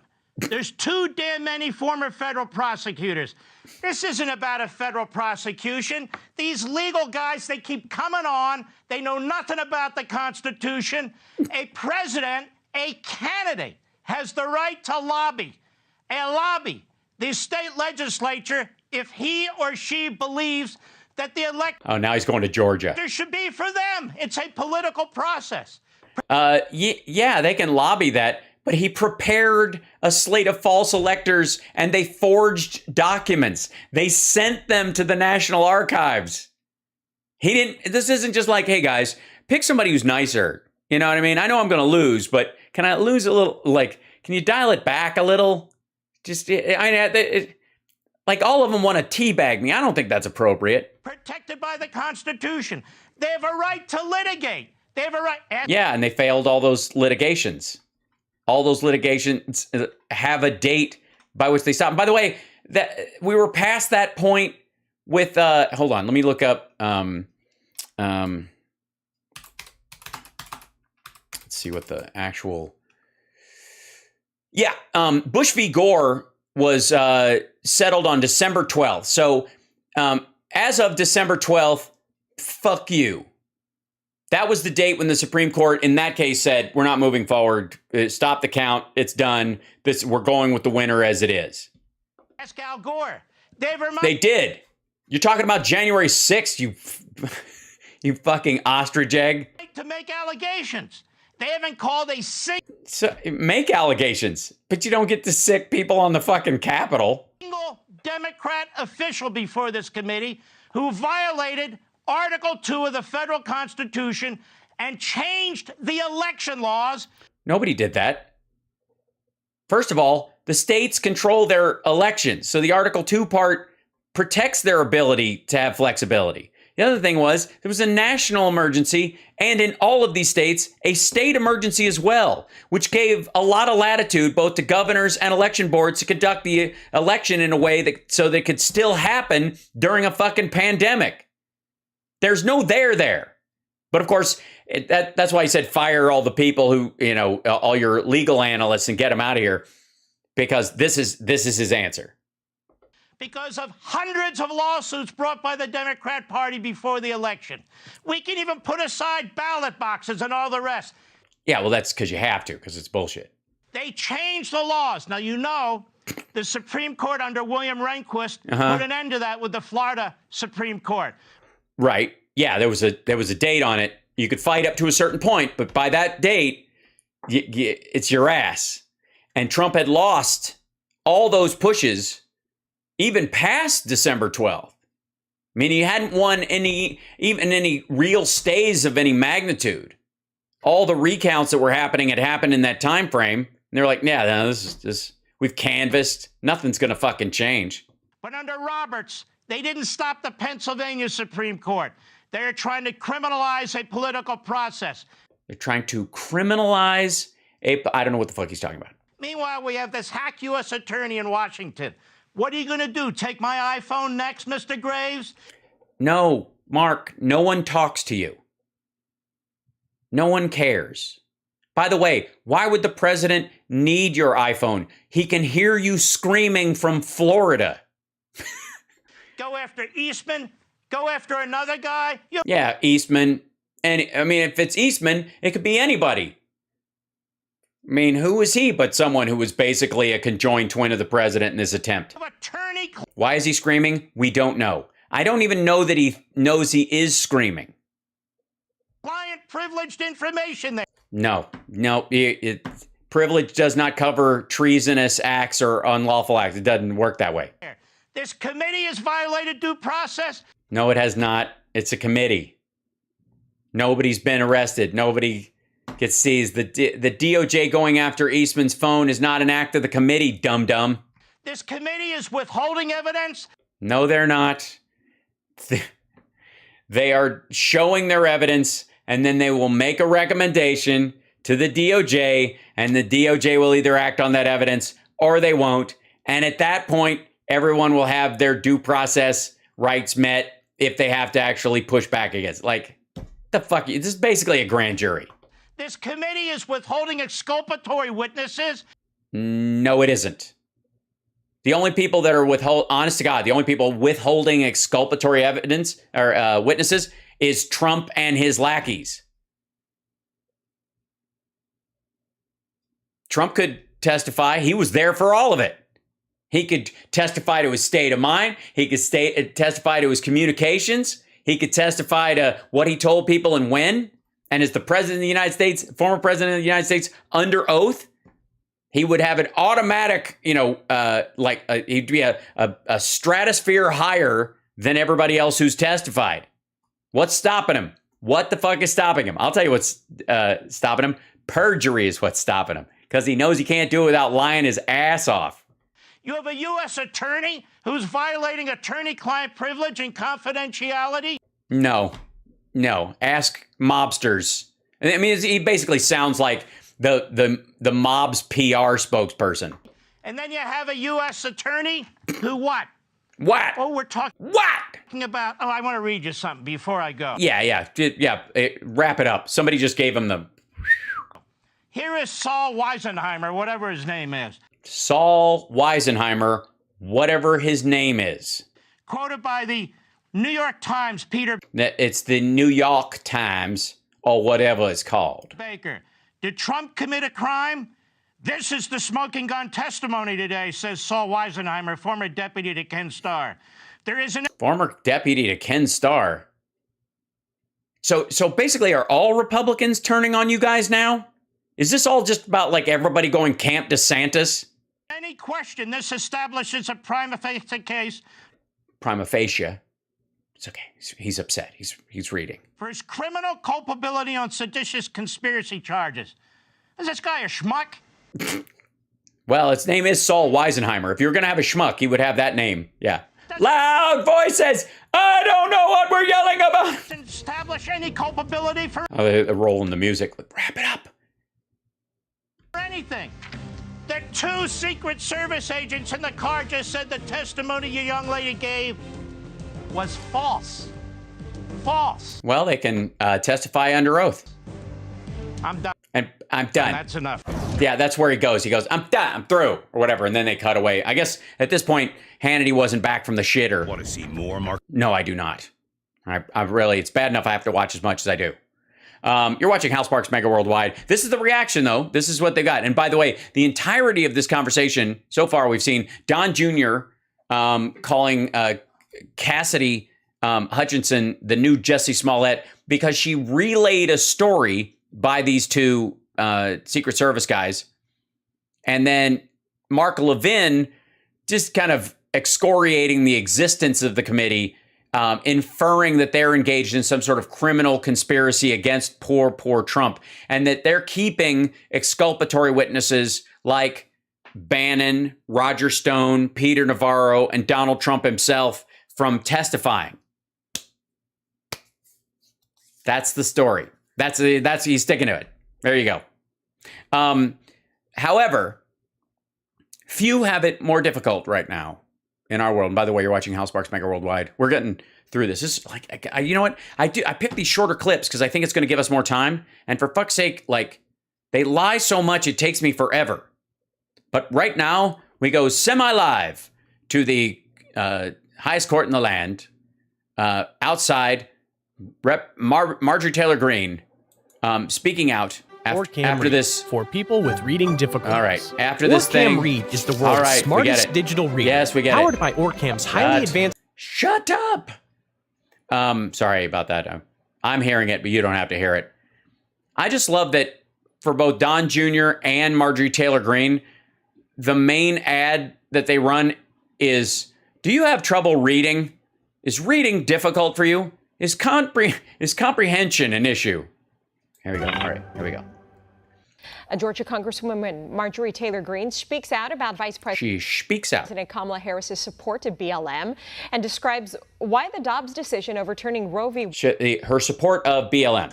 Not the hashtag, not the idea that Black lives do indeed matter, but the organization. And of course, when she says the organization, she means the 3 women who ran the organization and raised a bunch of money. And apparently anyone who rioted, that's BLM. Anybody who protested doesn't exist. Wade was an emotional moment for her. When America's John Hines has more from Capitol Hill.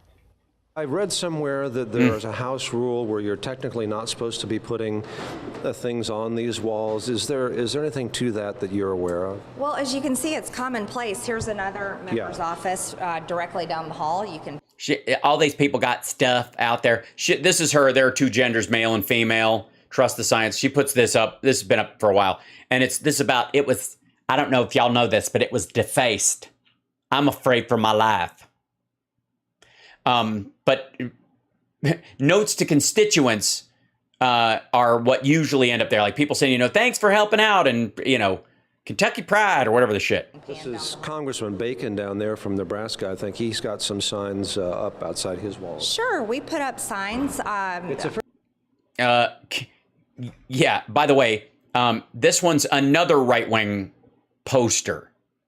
The Slava Ukraine one, Don't Tread on Me in Ukrainian up here, is pretty cool. But even then, that wouldn't be divisively political in theory in the House at all. Fairly common practice. Yeah, it's totally common. Being pro-life, denying transgender people exist. It's the same thing. Very common. It's extremely common. It's extremely common. Look at her fucking sign. It's not extremely common at all. It's extremely common for her to be awful. For people to put up signs and posters, things about their district. We have a sign on our door supporting Uvalde, where the school shooting was. Stuff from their district? You mean in Texas? We have a sign that... Also, what do you mean supporting Uvalde? What does that mean? Thoughts and prayers for the kids that died? Anger at the police who didn't go in for almost an hour, if not more, even though they said they didn't have the gear and they turned out they did? What's the support sign? Arm the kids? What do you got? Is it a cartoon drawn by some like right-wing nut job, which is just like kids with double AR-15 saying, "Try and come in Uvalde now"? It has Vice President Kamala Harris's tweet where she was tweeting about the Minnesota Freedom Fund bailing out BLM rioters. We can see that. Oh my God. The Kamala Harris tweet here about the... Yes, I can. Who put that up there? In front of the "Don't Tread on Me"? Again, this is yet another situation where who's got giant asshole signs up or provocative political things? It's all the right-wingers. Those are the ones with the big middle fingers everywhere. But then again, for the record, I would argue, and I'm sure they would too, that they consider putting up a pride flag during Pride Month equivalently provocative and disrespectful to their beliefs. The BLM... Even though one thing is what you're for and the other thing is what you're against. Rioters, so... Yeah, this one. This is the vice... If you're able to chip in now for the Minnesota Freedom Fund to help post bail for those protesting on the ground in Minnesota. Oh, so protesting. Obviously not. Why didn't she put rioting? She should have just put rioting, I think, right? President Kamala Harris, when she was running for vice president, then Senator Harris, she tweeted out a fund to bail out BLM criminal rioters. No, she didn't actually. She just said people protesting. Help post bail for those protesting on the ground in Minnesota. I don't. The criminal rioters, one would think, shouldn't or couldn't get the kind of bail that you would get from this particular group. But there you go. And that was something that she felt important. But yet we have the January 6th committee and all the Democrats just completely lying about President Trump, his staff, Republican members of Congress, and every... I'm sorry. I don't understand how they're related. I know you want to stitch them together, but I don't know what the fuck you're talking about. But they're the ones that supported. Okay, so she put a Uvalde United thing up there, which sounds like a British football team. These riots with over $2 billion in damage and bailed them out of jail after. Yeah, but not the ones that did the damage. The theory is that some people who are protesting are getting scooped up because there was an active pressure campaign against people who were just protesting. They had been arrested, funded it. Would you call this your wall of truth? Is that what you would call this, the wall of truth? Yeah, this is the, if you'll recognize this is one of the maggots that charged the Capitol on January 6th, who was trampled to death, was carrying one of these. So I thought that'd be cool. We should put that in front of the office. Well, it's a wall of truth and it's a wall of support. So while we expose people like our Vice President Kamala Harris, who supports... honestly, it just looks like trashy, provocative assholery. Basically insurrection in American city streets. Basically, it's an insurrection in American streets. I mean, obviously, an insurrection in the streets wouldn't have any material impact on the actual peaceful transfer of power, but yeah. Insurrection. Also have many letters all over the wall showing that, yeah, it could be truth, but they're beautiful letters from constituents and supporters all over the country. We frequently get them mailed to our office. And can you read us a little bit from maybe one of your favorite ones? Oh my goodness, I think they're... Don't ask her to read. You can't, that's rude. How dare you? Hold on. Hey, I'll do the reading for you. Come on. Don't be afraid. I'll jump in there right there. I'll put a consonant next to a vowel like a son of a bitch. They're all my favorite. They're so good. All of them are so good. It'd be hard to pick one. You know what I mean? It's like Trump and Bible verses. They're so fucking good. Y'all, like, how do you pick your favorite Bible verse? You know what I mean? Dude, I even like the cover. But yeah, no, these are wonderful. Yeah, no, these are great. They're all great, I think. I don't want to start reading one and find out it's shit. You can see their handwritten letters. Yes, that is handwriting. Most people wouldn't recognize handwriting. Although there is no signature verification on any of them letters on the wall. I just want to say that for the record. Georgia don't have no signature verification for letters to your representatives. And I think that's wrong. I do not think that's right. I think they should verify all these. Look, she's going to point at one. She'll read one to us. It's story time. Come on, story time. Here's one.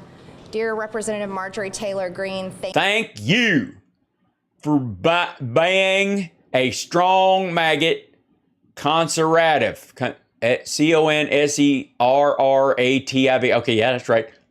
I only wish they're more like you in our government. I sincerely appreciate your efforts to save our republic. Please stay strong and keep fighting against this communist takeover of our freedoms. You may be one, but you are supported by many. God bless you. Her last name has been redacted. I think that's smart. Thank you for being a strong MAGA conservative. I only wish there were more. Excuse me, miss. The word "were" does not show up anywhere in it. I only wish they're more like you in our government. I sincerely appreciate your efforts to save our capital R republic. More like you in our government. I sincerely appreciate your efforts to save our republic. Please stay strong and please stay strong. She's adding words again. Keep fighting against this communist takeover of our freedoms. You may be one, but you are supported by many. Yeah, you may be one, but you are supported by many. That's I think that's actually a Marxist phrase, ain't it? It's kind of weird. You go worry about a communist takeover and then do this like call for community at the tail end of that. That's funny. I get it. I see where you're going, Jeannie. God bless you. And that was from Jeannie. But we good old Jeannie. And she's using her American bald eagle pictured card. That's nice. That's great. Because you're not going to get a picture like that very often. Because if we can drill, baby, drill like everybody wants to, the next time you see that thing, it's going to be covered in oil. If we have our way. There you go. Them all over. Children's pictures. Yeah. Well, they're all basically adult to children. They're all basically the same intellectual capacity. That is true. That's nice. Handwritten drawings of flowers. Handwritten drawings. Those are the best kind. A picture is worth 1,000 words, even if it's the same word or you're occasionally missing one. That's nice. Flags and handwritten drawings. I may not know art, but I don't know what that is. This is what matters to me is. Yes, that's what matters to her is paper mache graffiti. The people. The people. Allegedly people, because we do not have signature verification on any of these letters. We do not know if they are actually constituents from her district or area. There's no way to verify any of that. That's why it's out here in the hallway where people can see it. It's out here. That's right. Yeah, let other people do the reading. It's like showing everybody, look what I got. Hi. What kind of, look, I got a birthday party and you didn't. Here in the hallway where people can see it, but it's also all over the walls inside my office because that's what we. Yeah, right. Well, it's good because it hides the tinfoil. I want to remember my staff and I are completely devoted to our district, Georgia 14, and the people there, but also protecting the American people's rights and freedoms. That's right. And nothing makes your constituents when they come and visit your office. I'm kidding. She doesn't let them visit. I've tried. Nothing makes your constituents feel more at home than walking into an office that's peppered with letters that looks like the bulletin board in 28 Days Later. It's like a wall of missing people. Oh my God, did they ever find Jeannie? If I can ask you one more question. That's it. That's all she got time for, man. The Supreme Court, of course, Roe v. Wade, That's overturning right. that with this Dobbs case. That's a weird picture to hold up, dude. I'm not gonna lie. That's a little too sexy for your network. That's some fucking hip bone right there, man. That's some low-hanging jeans. And I'm just saying, it's a nice time to announce it, that is baby Ficus. Me and the mystery missus are expecting someone who actually, if you'll notice, we look a lot alike. He has the same size head I do. What is your thought about that? I'm so excited to see this horrible ruling get overturned, because over 63 million Americans have been murdered in the womb since then, and it's an well, granted, but on the bright side, there's been lots of Russian anchor babies at Trump Tower, Miami, so it almost balances out. evil that should not be happening in our country. Motherhood is the greatest blessing, whether it's planned or unplanned. Yeah, whether or not you are, find some fella and swipe right, decide to hook up, and then spend a decent amount of time together, or he's your dad. It's, you know what I mean? Hey, man, I am hardly the person to decry inbreeding. I'm just saying. And I think women have been told or sold a terrible lie. Told a cerebral lie. Sorry. The abortion lie is the worst lie ever sold to women. And it's... I thought that advice was free. Look at that birth machine. Now that they've overturned Roe v. Wade, they got this big... Look, this is terrible. Look at this abortion machine. They used to have to do all this surgical procedures. Now they just suck it out through your belly button. They just find it and they suck it out. It's like the Matrix, man. Remember in the Matrix when he had that thing crawling around in him and they put that thing on his belly and then they had to pull it up and they were losing it and it just jumped right in and it looked like a fucking shrimp and then they threw it on the street. Remember that? They've got one of those now. It's tragic that so many women have bought... She looks like she's been sold a bill of goods. ...into it. Also, as I would like to say, as a fella who likes portly women, and as a fella who enjoys, well, I'm just going to stop right there. It's too much. I was going to give you TMI. I saw you tearing up actually somewhere. It was very emotional for you when you heard about. Well, she was near a Tesla, and I have to. You got to understand, she cries anytime she's near an electric car. It's like a tick. About the leaked document, I think. Why was that? Yeah, why were you crying? Because it's something I've been praying for my entire life, and just so many good people, Christians all over the country, have been praying to see that happen, and it. By the way, I would like to, for the record, if you want to blame this on old white guys, arguably. I'm just saying she could scissor lock Rudy Giuliani, so it'd be a draw. I was overwhelmed with emotion. Marjorie Taylor Greene of the Northwest District of Georgia. Yeah, 14th District. Try to memorize it beforehand, OAN. Thank you very much for talking to us about the wall of truth and support.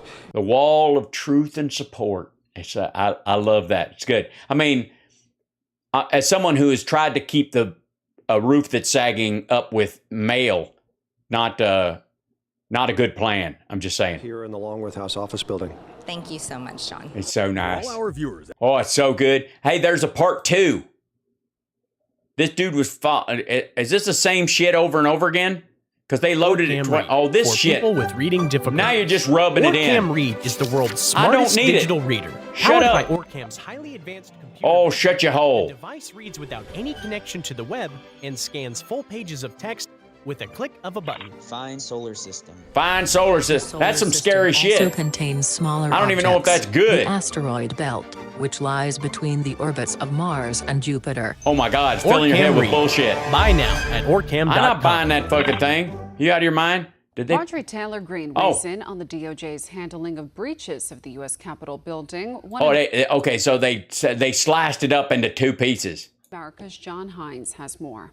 We are standing in front of the wall outside your office, and I wanted to come here, and I wanted you to show us just how amazingly bigoted you are. Now, it's been terrible. It's like, you put this up, it's your freedom of speech. I mean, interesting that hostile work environment things can't get you kicked out. That's the amazing thing about a public service job. What has been going on here? What has been going on? And you took to the floor of the House to talk about She this did. in some detail, but I wanted our viewers to get a sense of what's happening here. Yes, it's so dangerous for her right now. Well, thank you so much for coming by. I'm happy to tell the story. Yeah, please tell us a story. Don't tell us the truth. Honestly, I'd be bored. It's a basic truth that until recently, we've never had to argue about how many genders there are.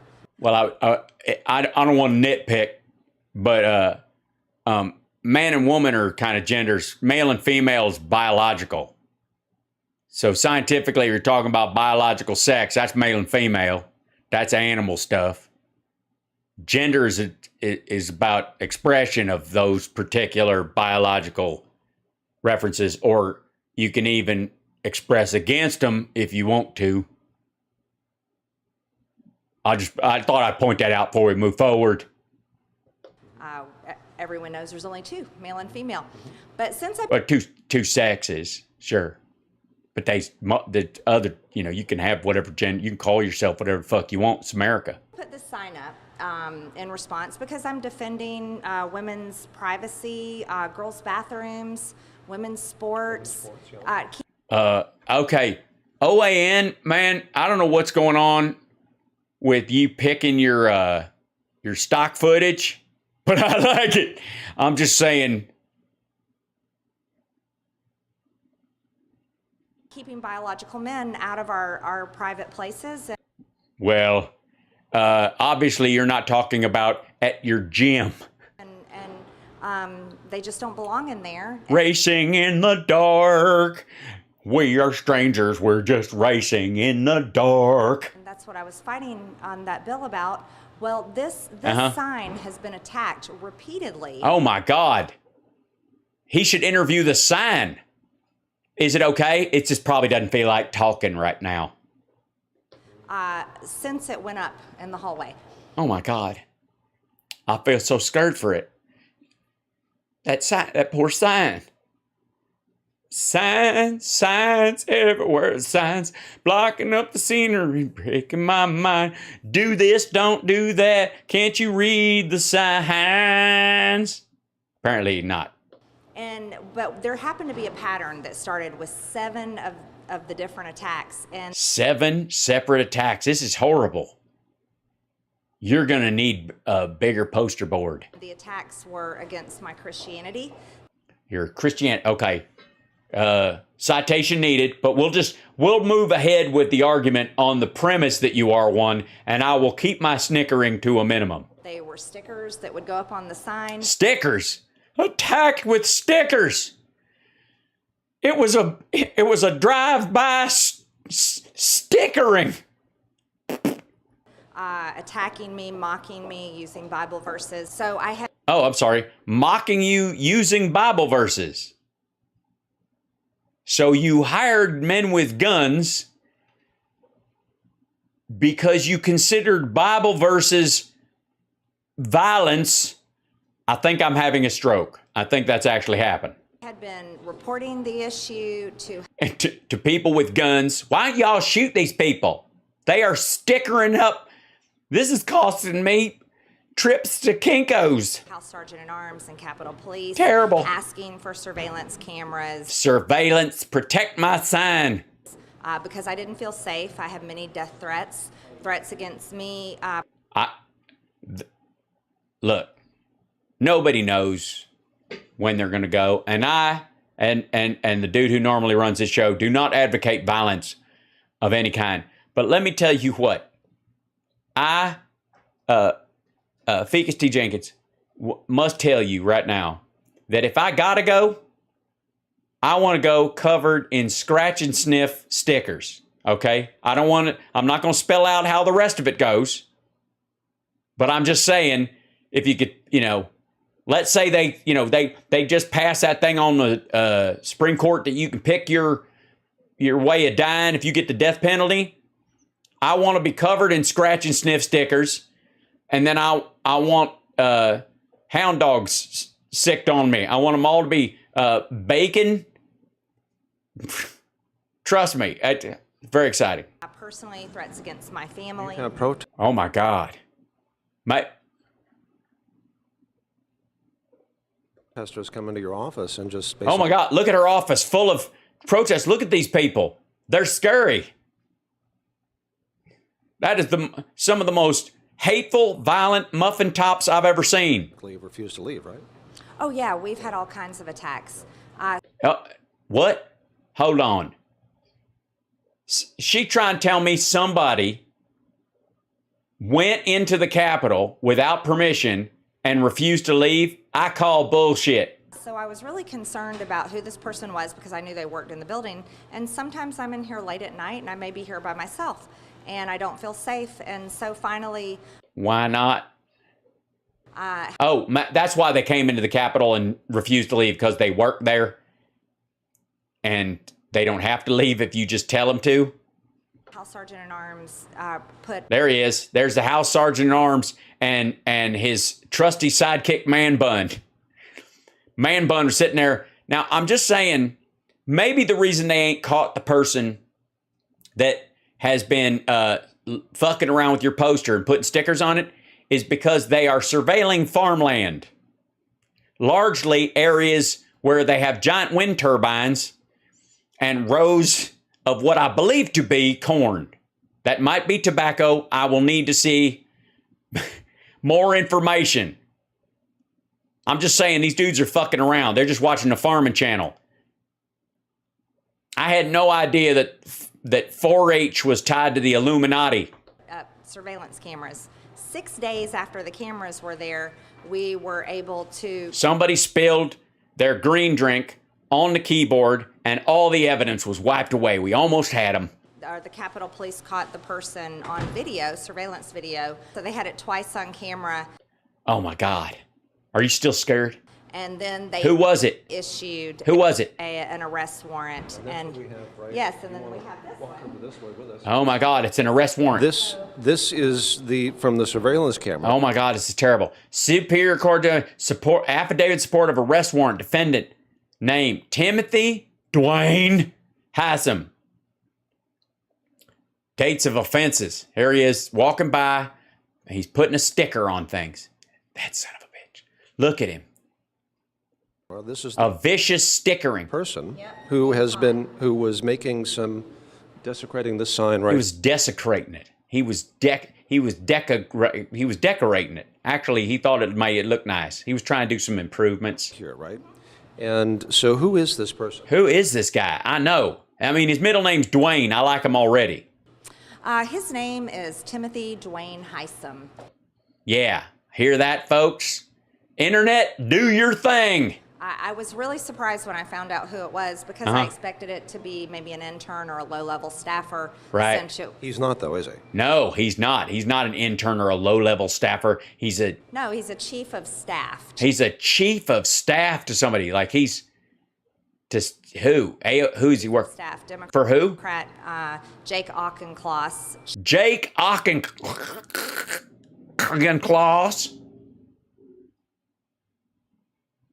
Jake Auchincloss is chief of staff? Chief of staff. Oh, my God. And their office is just a few floors up. Oh, my God. So there's above you. Also, I do appreciate your eyes just deciding to do whatever the fuck they want sometimes. It's nice. You know what I mean? Like everybody's got a little quirk that makes them more attractive. I like to think my smile. Above mine in the same building. And so we have all the dates up that... Yeah, they got him. It's a big deal. He had attacked the sign. Attacked the sign so viciously. I hope he didn't rub his dick on it like Trump does with flags. And the pictures of him being caught on their surveillance. Oh my God, look at that. Look at the vicious stickering. Camera. And you know the dates... Look at him looking all innocent. Apparently because... He's like the BTK of getting a gold star in kindergarten. There's a timestamp on the camera, and each time he would... Oh, yeah. No, don't... Hey, OAN dude, don't think she ain't a fucking professional, okay? She knows what she's doing. They're not messing around. appear here, there would be one of these dates. Is that right? Absolutely. Yeah. So the Capitol Police did a great job. They did their part. They caught the person Amazing. Committing crimes against me. Crimes against you. Putting a sticker on your poster. This ain't, you know what the nice thing about this is? This ain't like third grade bullshit at all. You know what I mean? Like for a second, I was like, this sounds like third grade bullshit. This sounds like little kids crying because somebody put a sticker on their sign, third grade bullshit. But I take it back. This is in no way, in any way whatsoever, third grade bullshit. I just want to say that. I want to go on record that this is not in any way to be referred to as absolute third grade bullshit. I just wanted to put that on record. You know what the best thing about this is that, and that's why I'm glad to be a conservative, because we ain't sensitive about shit. You know what I mean? We tough as nails. We believe in America first. We believe for fighting for our freedoms, whatever. We're not going to let little stuff take us down. Unless it's a sticker. Somebody comes by,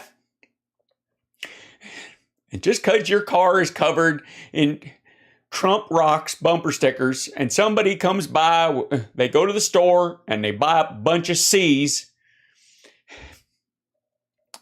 and they turn them all into Trump cocks, and you know what?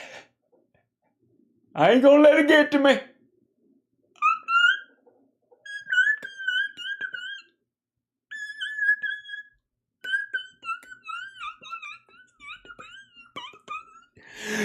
I'm okay. I'm gonna be all right.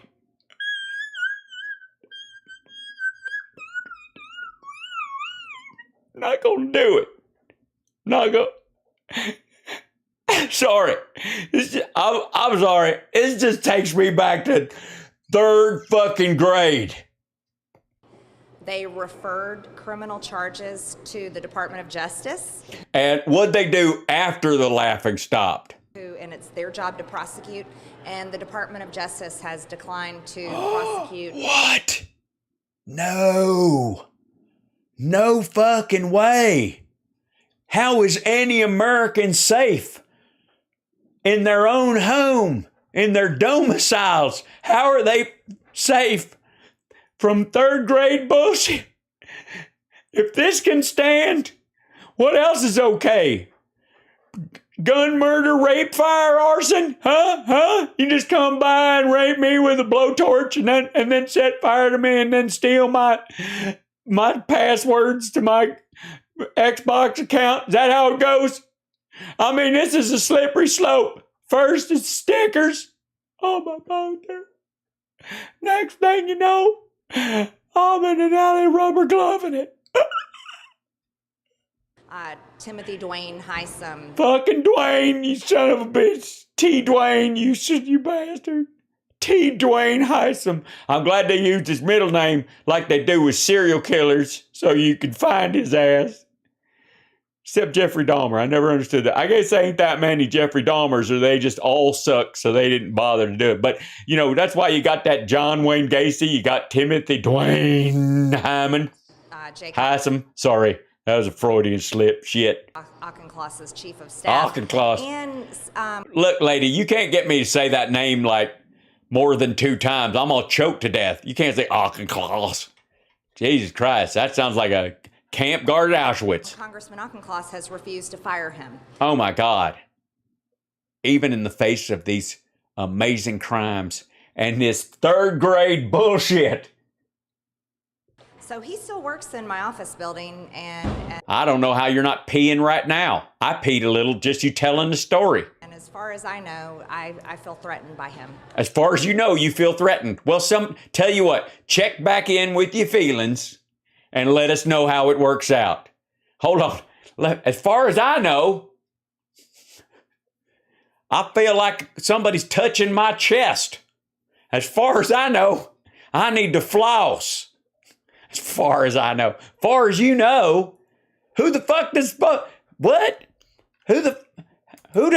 Who's going to know if you don't know? And Congressman Auchincloss has refused to fire him. So he still works in my office building, and as far as I know, I feel threatened by him. I don't get it. I don't know why. Does she have like some sort of an app? How do you find out how you feel in the third person? I'm amazed. You know what I did? There was a time when I didn't know how I felt. And as hard as I tried to feel myself, I never knew quite how I felt. So you know what I did? I met this sex guru at my gym. And I was like, hey, I know this isn't normally what is in your job description, okay? But I've got some rolled up 20s and some time to kill and a rubber glove that I've only used 6 times. And it ain't been washed, but that's not important. Could you tell me how I feel? And he said, excuse me, I have to get off this congresswoman and then I'll help you out. And I was like, all right, I'll wait. So I took a number. Turns out I felt like a plum if you poke me just right, like right about there, like a not just shy ripe. As a side note, I believe it was the And yeah, on a side note, excuse me, look at her face. Look at her face right now. What the fuck do you mean on a side note? But there ain't no side notes, okay? This is it. Ain't no Ukraine, ain't no inflation, ain't no Roe v. Wade. This is it. Stickers, drive-by sticker, and look at her face on a side note. I don't think so. Side note this motherfucker. Auchincloss office that allowed the Colbert 7, the 7 reporters from Mr. Colbert's. Oh dear God. It's I mean it's bad enough they let that lefty comic down there, but then he had the nerve to sodomize a dog in the hallways of the people's house. Outfits. Look at that thing. It doesn't look like it's enjoying it.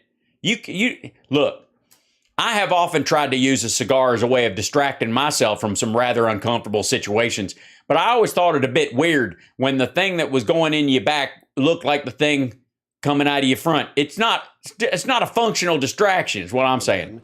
And they were the ones who authorized that as well. Oh my God, they authorized the unauthorized authorization of the dog sodomy attack. Well, interestingly, yes. And they were targeting my office. Oh my God, they were targeting her office. She was a vicious and sadistically, she was victimized by satire. It was just amazing. I don't know if you've ever seen, sometimes I've seen full-on satire attacks. I know they happen. What? Oh my God, there it is. I've been attacked. Someone is using satire, sarcasm, verbal irony, litotes, puns. So they were in this building. Yeah. They were in the building, yes. Much like this fella, pictured here in the building. So Congressman Auchincloss is... She's just going to make me say Auchincloss and choke to death, isn't she? She's trying to murder me. I'm being attacked by too many consonants. Tim Heisom's staff let in Stephen Colbert's film crew, and oh my God. They were going all around to different Republican offices. Oh, they're going. And they were on their way to my office. Oh God, with a howitzer? No, with a flamethrower. They were bringing. When the Capitol Police stopped them. Oh dear God, I don't know how you'd have done. What would you? They probably had. Did anybody pat them down for stickers? I mean, no wonder she's got a Uvalde poster on her door. She understands what it's like. Okay? She knows. I mean, basically, that was her Columbine, okay?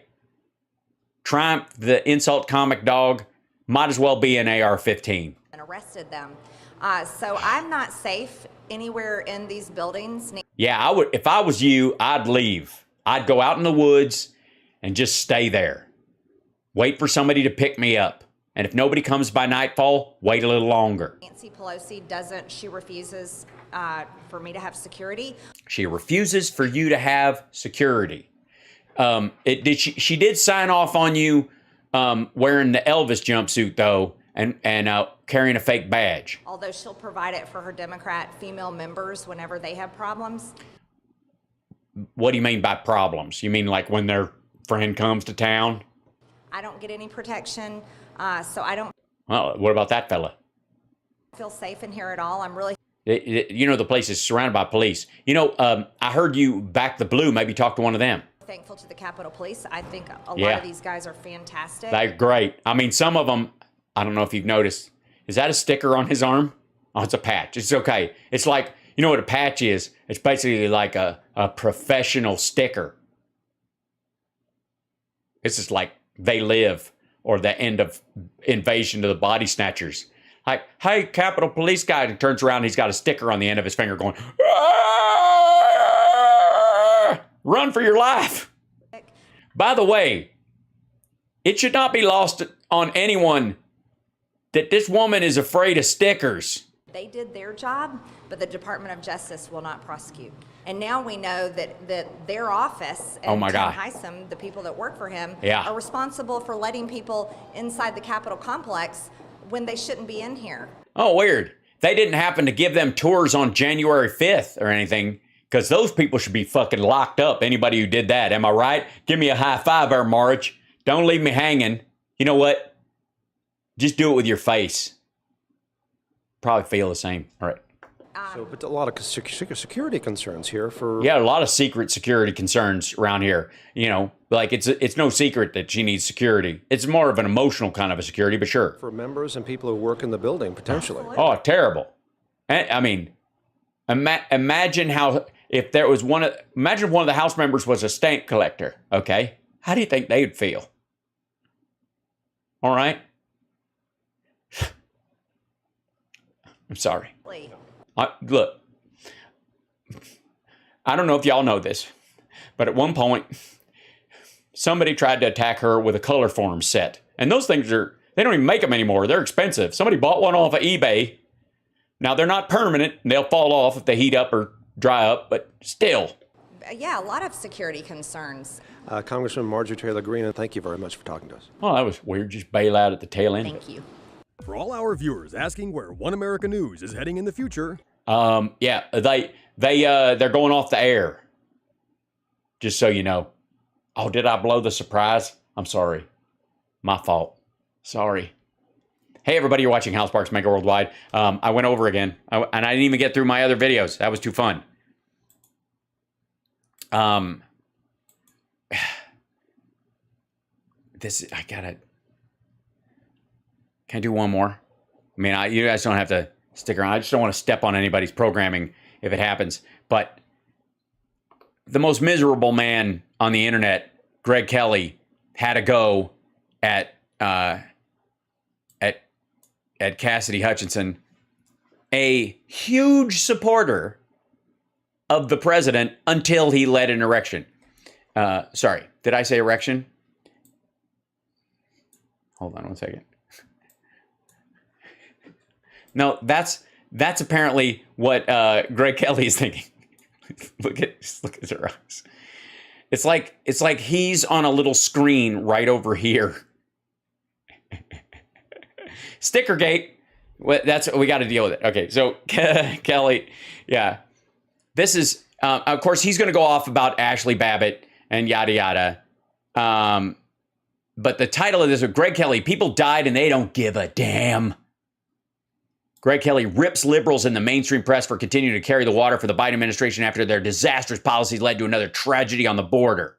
People died. So the idea is that they should have scrapped the January 6th committee hearing because of a truckload of immigrants instead of having a government that can walk and chew gum at the same time or deal with problems. Also, the fuck was Abbott doing? Why is this not Abbott's fault? Didn't the GOP just pass a secession thing? Sorry, for the record, Texas GOP, when you passed your We Want to Secede paperwork, from now on, we judge you on your own. Everything that happens in your state, we're looking at you like a 17-year-old that wants to move out before their 18th birthday. All right, show me your responsibility. So far, not impressed. But here we go. We are sick about hearing of January 6th. And by we, he means him and Eric. Okay. Okay. No, not okay. Liberals love it, but it's a loser of an issue. They keep lying about it today. First of all, liberals love it. All the star witnesses worked for Trump. They thought, hey, they had an all-star witness that was going to change everything. It didn't, but I am sick of it. I'm not going to. I am sick of it. It is destroying the president's ratings. His poll numbers are taking a shit, and it's loosening his grip on power. He's moved from a 90% win rate on picking people for for seats to 50-50. It's basically a coin toss at this fucking part. I don't like it. It's almost as bad as being on the bus. I'm going to talk about it right now. We'll have to address it later, but first, once again, thank you, Clarence Thomas, Justice Thomas. What? Wait, I want to talk about January 6th and how much it's bullshit. We'll talk about it, and I will go through it point by point, break down every aspect of it so I can show you what a farce, what a lie, what a pile of shit it is. But another time. I don't really have I mean, it would require me to... our Fiverr account, I forgot the password, and we'd need a graphic. And Thomas, he has had such an amazing impact on this country for the good. Okay. Such as... Like, he joined the majority in this instance, and he's writing the most sort of like the closest thing to a Supreme Court brief written by the people on Channel 1 in Russia, that he just basically wants to nuke everything else. Now that we've crossed this line, who gives a shit? Let's just destroy all these other rights too. Like, he's fine with that. But up to this point, he just did whatever Scalia wanted him to do, and now he's just part of a larger pack, so he's getting his freak on. Why? Because they outnumber the liberals on the court 6-3? And they hate him for that. No, they hate him for the bizarre bigotry of his rulings and his ideas right now that are shocking, if only because he held them at a bait for as long as they did. And then he wants to go further than even Kavanaugh and Amy Coney Barrett want to. So apparently they're not there to be the lead people on these rollback of women's rights. I guess they're just there to help further his dreams of why he was initially put on years ago. And his wife participated in January 6th. I don't know why you didn't do the tie-in. Greg, I don't know why they didn't. Especially Hillary Clinton. Especially Hillary Clinton. Not only what he stands for, but that he has had such an impact. And she, for all of her ambition, hasn't really contributed all that much. Well, that's because you're against S-chip. That's because he's also unaware of anything that she did while in office, either as a senator for New York or as the Secretary of State. And it's getting personal. Clearly, she wants to be president. She's still running. But this was totally uncalled for. And it was totally uncalled. Let's see. Possibly a little racist. All right. Possibly a little racist. Let's hear it. He's signaling, as he often did. You know, I went to law school with him. Mm-hmm. He's been... And not only is it a little racist, it's racist next to a person of color right across from her. Or is it... I'm sorry, Greg, what's your standard? Is it racist to just sit near someone of color and not leave? I'm so confused. A person of grievance for as long as I've known him. Resentment, grievance, anger. Some might say those are racist tropes because Hillary Clinton does not know Justice Thomas well. I mean... She went to school with him, fucko. There's no indication of this. Now, they did go to law school at roughly the same time. Bill and Hillary met at Yale Law School, and Justice Thomas was a year behind. Bill Clinton, in his book, actually wrote about Justice Thomas, but Supreme Court Justice Clarence Thomas was a classmate too, but I never got to know him. Hillary has written several books. We went through all of them. Not a word.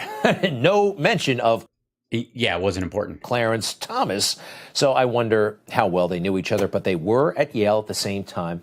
Hey, how about the whole idea? You know, I keep hearing about systemic racism and all the horrible things that have happened to people of color, and the left sanctions it. Maybe, just maybe, Clarence Thomas went through some of that himself? At Yale, with them. That's so weird. You know what you should do, Greg? Bring on one of the bring on a black Newsmax host with their own show and ask them if they ever bring on a black Newsmax reporter that bring on and he shares in that resentment, and I don't know, to hold that against him seems very, very unfair. But Hillary, well, obviously she's talking about women in particular and sort of the conservative bent on those things, but then she's talking about him as an equal. Greg makes it about race because it helps him, he thinks. That's how she rolls, and she's trying to exploit the Roe v. Wade decision. The thing that she's trying to exploit it. Translation, she actually gives a shit. Well, there's so many things about it that are deeply distressing. But women are going to die, Gail. Women will die. Women will die. Babies will be saved. Women. Yeah, women. I mean, this is about babies. This isn't women. Women, when are you going to learn that you are broodmares for the state? You are meant to be racked up, dropping eggs like the alien in the Alien sequel. Women will. How? Where? How? Where? I want to watch. But Greg, first of all, botched abortions on themselves. Secondarily, because if they have an ectopic pregnancy and their hospital they're in isn't sure about the law, they're having to argue for 2 days. Women, like, they have to wait until they go into septic shock to decide whether or not they can take the baby out when it's dead. Because these laws are written so that's what she's talking about, you fucking tool. How is that actually going to happen? Yeah. What do you want to buy tickets? What can we do to prevent it? No discussion of that. Yes, there is a discussion. Make abortion safe, rare, and legal. But here's another one. Prenatal and postnatal care for poor women. Pass the child tax credit. Like free school lunches, so nobody decides to have an abortion because they physically can't afford to feed another mouth at that point in their life. They don't have to worry about that part of it. Oh, I'm sorry. I thought you were really giving a shit about it. Just scare tactics. Just scare tactics. Well, it's not going to scare you, Greg. I mean, you got nothing to worry about. Women are dying right now. Women and men. Prenatal care is socialism. So is military, but don't tell conservatives that. No, it isn't. Prenatal care would not be socialism. Neither is the military. Kings have militaries. They pay salaries. They take taxes from the people. That's not socialism. Just isn't. At the border. Did you see this? 50 people in that. In Texas. A truck. In Texas. Combination of heat exhaustion and suffocation. Migrants led into this country. Through a highway gate that would not have changed if there was an entire wall. And during Abbott's Operation Lone Star, where they were pulling over truck after truck, they were looking at almost every truck that went through. Because the border has essentially collapsed. No, it hasn't. Because if it had collapsed, why the fuck would these people have to stay in a truck? Why the fuck would they not just hop out and run and go, hi, I made it. You got to give me citizenship. I'm free. All the stuff. Open border. They said it's an open border. I get to live here. None of that shit is true, or these people wouldn't have died.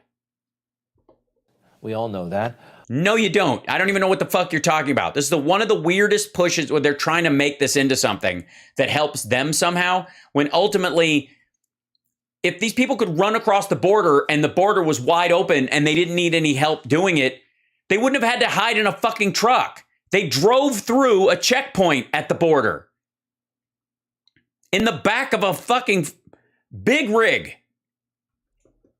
What a horrible tragedy. Yes, it is. What the fuck does this have to do with your sales point? Tragedy unfolding in San Antonio after dozens of migrants found dead in an 18-wheeler in a suspected case of human smuggling.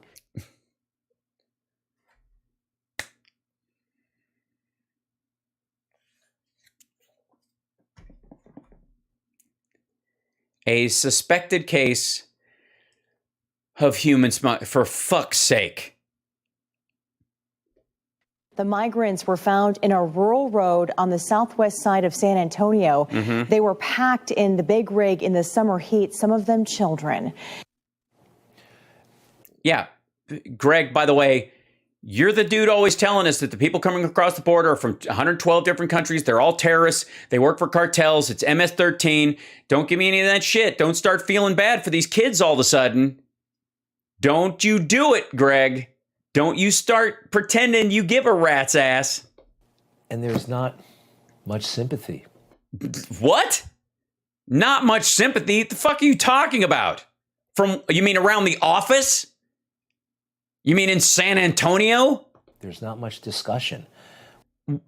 What part? You think the cops aren't looking for the driver and the people who arranged it? They're trying to save the ones who were injured, who survived.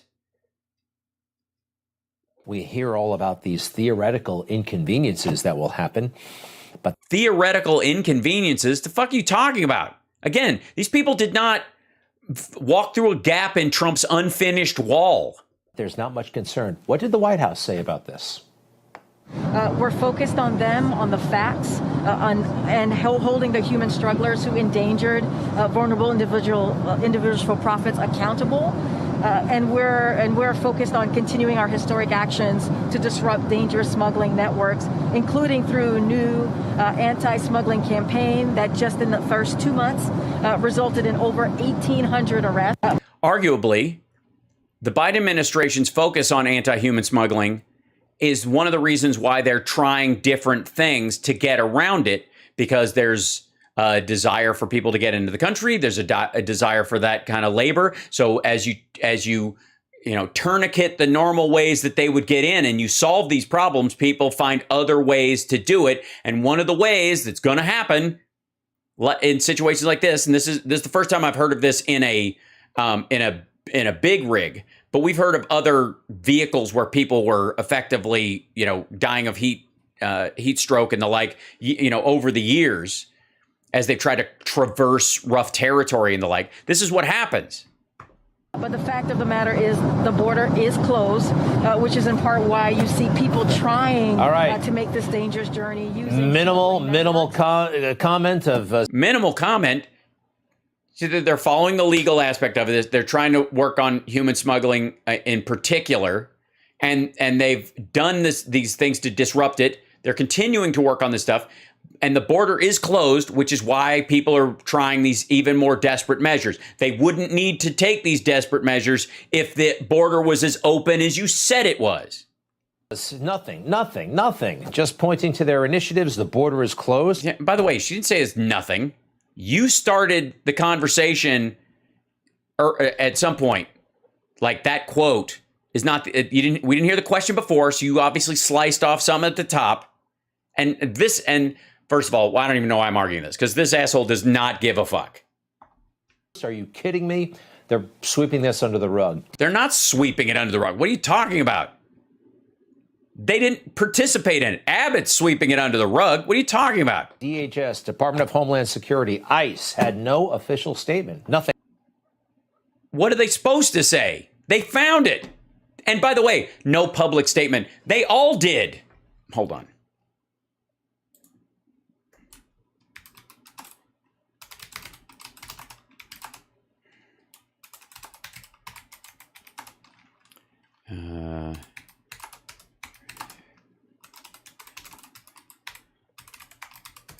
Let's see.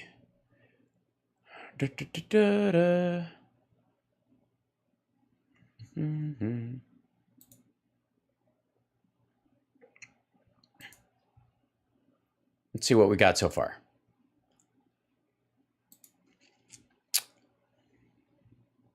Hold on, I'm shrinking something down.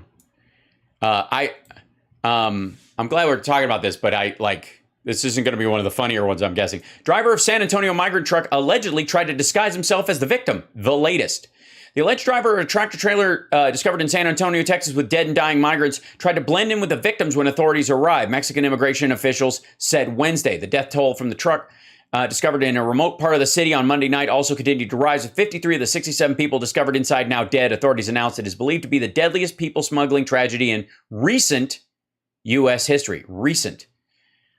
There are at least 9 survivors hospitalized. One teenage boy remains in critical condition at University Hospital in San Antonio. Mexican officials said most of those identified so far are Mexican nationals, though Hondurans, Guatemalans, and Salvadorans are also among the dead. New details also emerged about the 2 other suspects who were arrested following the discovery of the truck. They are being held on federal weapons possession charges, but have not been charged in relation to the migrant deaths. On Wednesday, that's because they're effectively like seeing when they died and all that kind of stuff to see how many of them they're going to charge them for. It's just a matter of time. Wednesday, Abbott announced that he would increase the number of checkpoints around the border in an effort to catch people smugglers. Jesus Christ. Nobody's sneaking across the fucking border in a big rig. The people found alive at the scene were hot to the touch. San Antonio Fire Chief Hood said Monday night they were suffering from heat stroke, heat exhaustion, no signs of water in the vehicle. It was a refrigerator tractor trailer, but there was no visibly working AC on that rig. He added that the survivors were too weak to help themselves out of the semi-truck, but were conscious. We're not supposed to open up a truck and see stacks of bodies in there. None of us come to work imagining that. Discovery made. The U.S. Department of Homeland Security reported record numbers at the Mexico border. The Customs and Border agents stopping immigrants 239,000 times in May. The tragedy also immediately became a political issue, with Abbott, a Republican who is running for re-election, blaming Biden's open border policy. Again, if it was open, why did they need to sneak? Which used the Title 42 code, but what we know so far. A worker isolated stretch of road, San Antonio, discovered the trailer after hearing a cry for help on Monday night, opened the trailer, found the bodies inside. Jesus, that poor dude. Let's see. 3 people were detained as part of the investigation. HSI, the investigative arms of DHS, told Time the suspects were believed to be part of a smuggling conspiracy. That would be your, for the record, that would be your official public statement when asked. I guess they didn't do a presser that they could film. I guess you had to do some work. Nothing on their Twitter page. They just want to, well, not acknowledge it because, let's face it. Because it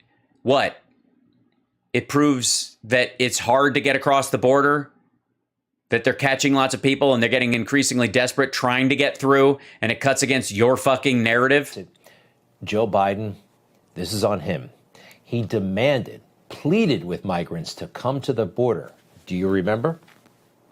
What I would do as president is several more things, because things have changed. I would, in fact, make sure that we immediately surge to the border. All those people are seeking asylum. They deserve to be heard. That's who we are. We're a nation that says if you want to flee and you're fleeing oppression, you should come. Well, that was a really... But, yeah, keep playing it, fucko. Bad idea. By the way, there were stacks of people in Mexico and at the border that were not being serviced. They were just sweltering in the heat down there. That was acutely dealing with that issue, which Trump didn't want to do. Bad idea. Again, yeah, I don't know why this is Biden's fault, by the way. They didn't open the border when he came through. They just wanted a legal process to deal with people. And the results? The results are what? Greg Abbott is a fucking moron? People have been predicting this for a long time, all right? No, they haven't. Right? It's happened before. No, they haven't. But nothing like this, certainly in recent years. Right. It's interesting. You didn't have to sneak through like this in recent years. Now you do. Now, Joe Biden does get worked up sometimes. He didn't speak about this. KJP, his press secretary, barely spoke about it. Sometimes he does get passionate. When does that happen? It's outrageous. There will be an investigation underway now, and there will be consequences. Yeah. Remember that? Those guys on the horse, the Border Patrol guys, nobody died. It was just a photo that some people didn't like. For them... No, it wasn't. There's video with this fucko, and they were hitting people with their reins. There was a question about whether it was whips or not, but they were using their reins to whip someone. It's a distinction without a difference, you fucking moron. And by the way, Greg is chubbing right now. They tried to say this evokes another era, whatever. I saw guys doing their jobs. Nobody was whipped. Remember how bent out of shape they got over that? Well, yeah. Remember how bent out of shape they got over the so-called kids in cages? Uh-huh. You mean the ones that got permanently separated and the Trump administration had no plan to get them back together? The Trump administration and Republicans separated children from their parents at the border, threw kids in cages, and made families sleep under aluminum foil. We saw kids in cages, sleeping on the floor. Very easily arguable that it's morally wrong. Kids in cages, not okay. Yeah, again, separated from their parents. This is not about people in a processing facility where there are pens and they're moving people through as people move into another place, and they're either met with a sponsor or returned immediately over the course of a day and a half, especially when it jams up. This was separating them out. The parents, God knows what the fuck happened to them. The kids are staying in a cage all their own, like in groups of underage minors, and then they just fucking evaporated. And then they just lost them. They didn't even want to connect them with their parents again. There's a difference. Kids in cages on the border. We've got people in prisons when they're trying to seek asylum. It's not right. It's beyond politics. It's about right and wrong. Okay, kids in cages, right? It was snappy, alliteration, but they never pointed out that those cages were made by the Obama administration. Yeah, but people weren't separated based on that permanently. They would separate you temporarily to make sure that that was your kid. That was part of the issue. And they always got them back together. You notice there's no one suing the U.S. government from the Obama years because they lost their child. They were separated from their child and the child just fucking evaporated. But they all went there to the border. AOC bent down and cried. Remember this about the kids in the cages? All fiction. AOC showed us how sad she was about this. Where is AOC now? I think she's working today. Where was Hillary Clinton today? They're basically talking about Roe v. Wade and the like, but there aren't kids in cages right now. They're not separating people like that. And when they do, they separate them to make sure that the adult they're with is, belongs with them, so they aren't being sexually trafficked, for example, by an adult. And then once they can establish that, either through the kid in interviews or genetics, then they put them back together and that kind of thing. I mean, it's obviously if it's a woman carrying a child she's nursing, that's not a problem. Oh, God. Do you see the tongue lick when he's... Where is AOC? There's a picture of her up now. On the monitor. Where Watch his was face. Hillary Clinton today? Ugh. Oh, fuck me. People died. A horrible death. Right. In Greg Abbott's Texas. Not in government care. Just, they made it through. And his Operation Lone Star didn't do anything. In a truck. And they don't give a damn. Neither do you. What the fuck? Of course they do. They're charging the people involved. They're dealing with smuggling on the other side of the border. They've engaged with the Mexican government to find out who the fucking people were and where they came from. That's how they know. That's why there's a statement from the Mexican government of who was in the truck. They've gone through their names. They've checked. That's why they were like, most of them are Mexican nationals. Some of them are Guatemalan or Honduran. They didn't just look at their fucking nasal cavities and their eye structure and go, I don't know, he kind of looks like my cousin Charlie. Like, get the fuck out of here. They got ID on them, some that do, or they had witnesses that could, the living that could explain who they were with, or they interrogated the dudes that they had with them and said, where are these people from? How about that? How about that? How about what? You pretending to give a shit? And for them, it's all about this Roe v. Wade fight, right? Yeah, that's the thing. They care so much about women and coat hangers that they just don't give a shit about the plight of migrants the way Greg Kelly does. Women will die someday. We're sure of it. We're going to make it happen. Sometimes I wonder. We're going to make it happen. Did that just slip out, Greg, and then you had to cover? And actually, AOC herself seems to have some pretty dangerous advice. Forcing women to carry pregnancies against their will kill them. It will kill them. Well, how do we fix that? Jesus Christ. Well, let's see, Greg. I think we can start with maybe let's see. Maybe if a woman makes a case against somebody, especially if their father is the police chief in a city, that there should be a better system to deal with it. So that if, God forbid, she became pregnant from that sexual assault, she would have recourse. I just picked this one out of a hat, but she accused a TV anchor of rape and got dragged through the tabloids. For the first time, Maria Di Toro speaks publicly about her 2012 allegations against it's probably not the same guy. Morning show host and son of former police commissioner Ray Kelly.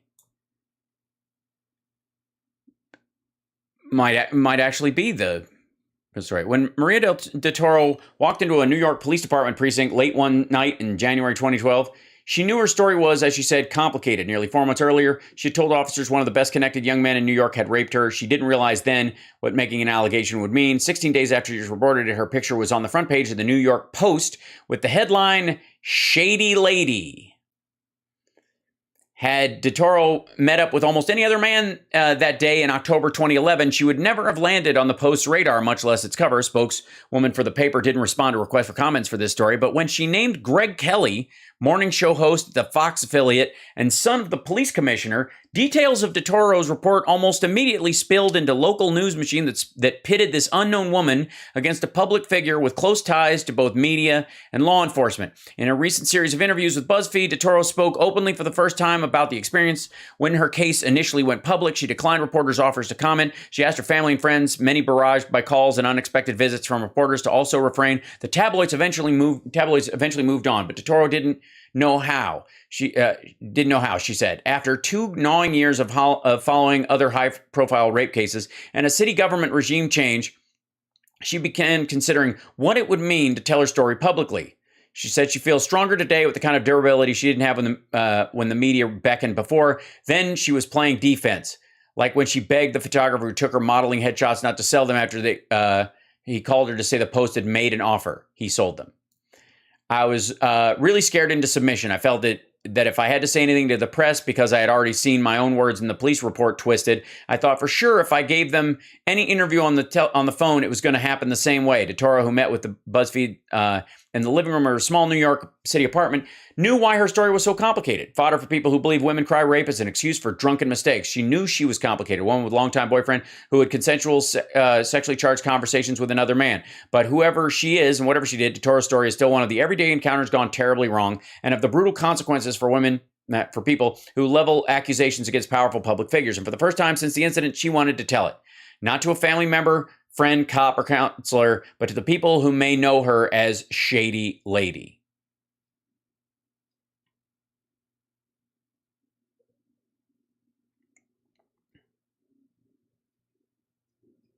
Kelly requested time off from his show, Fox 5's Good Day New York, and cooperated with the district attorney's investigation. But outside the DA's office, a public conclusion based on leaked information appeared to be forming in his favor. In February 2012, when the DA's sex crime unit chief sent a letter to Kelly's lawyer declaring her office investigation found, quote, no criminal charges were appropriate, the Post was the first to drop its identity protection. 2 days later, a photo of Di Toro on a cruise taken from her Facebook was on the front page. Shady Lady, the paper screamed, as the sun cast shadows on her dark features. Ms. Di Toro is not a victim of a sex crime, editor Cole Allen later said in an article defending the Post coverage. After being asked to participate in the story and provide a list of Di Toro's allegations by BuzzFeed, Kelly's lawyer, Andrew Lankler, offered a one-sentence statement. Nearly 2.5 years ago, the allegations against Mr. Kelly were thoroughly investigated by the Manhattan District Attorney's Office, and the District Attorney's Office properly exonerated Mr. Kelly.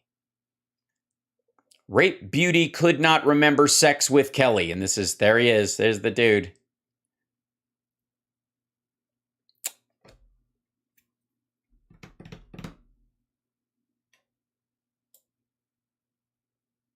That's him. So when it comes to those kind of stories and the idea that someone might have to carry someone's non-consensual child conceived through non-consensual means to term, you can see why dude's a little sensitive, I think. Why do we talk about not getting pregnant in the first place? Yeah, why don't we talk about not being around dudes who will dope you and take advantage of you? In theory, allegedly. Yeah. I think. Chicks, ladies, why don't you? Here's a good idea. Like Greg Kelly might just put an aspirin between your knees and hold it there the whole. My dad's the police commissioner. What the fuck are you gonna do? We should. Is that corny? Is that silly? What about these pregnancy centers? Yes, the ones that have been firebombed. You want to just pretend that they're just not cool? You know, they're not cool. They've been the trick centers, the ones that are basically pretending to be abortion care providers. Here's the perverse advice that she came up with. Why perverted? Why did you look at her and say perverted? What's happening, Greg? If you take an abortion pill and it doesn't go right, go to the hospital. If a person needs to go to the hospital, they can say they are having a miscarriage. There's no way for medical experts to tell the difference. Yeah, because she's worried that girls who do that and are experiencing medical problems will stay home and fucking die. Anybody who takes one of these pills and then has complications, if they then find themselves in trouble, some of them might go, I can't go to the hospital. If they find out what I did, I'll die. And she's going, look, save your life. Go get help. You don't have to confess to a crime because you're dying. She's gaming on beating the system. She's gaming on. How about actually helping people? She is. Some people might take the medication because they can't get it through legal and easily processed means. They might get it secondhand or get the advice on how to use it and when from somebody else. And if they don't do it properly, they could experience issues instead of having a real doctor talk them through the whole process safely. And when they have those complications, they may fear, especially if they are underage, that they might go to jail or be in trouble or get tried for murder in one of these fucking states. So they stay home and they die. And what she's saying is, go to the hospital. You don't have to say what's happening to you. They just need to treat what's wrong with you. Just go. That's not what she's about. That's not what she knows. I mean, nothing against bartenders, but, just before she got to Congress, she was a bartender. And you're a morning show host that dumped out onto Newsmax, fucko. I have the same digital reach you do, and you're in a multi-million-dollar suite.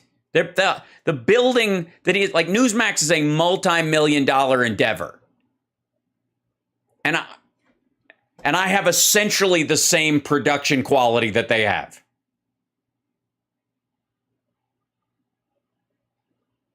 She ran for office by going door to door. She won in the district next door. She won 2 seats at the same fucking time because the district overlapped and she was presenting herself as a candidate. And in some cases, she was knocking on doors that were technically in the next district. And she fucking won. And that's a pretty casual environment. And she's... Oh, right. Yeah. Drinks are going... You're mixing drinks. You're probably... every third one's for you. And then the next thing you know, your feet are up on the bar and you're knocked up again. And what the fuck?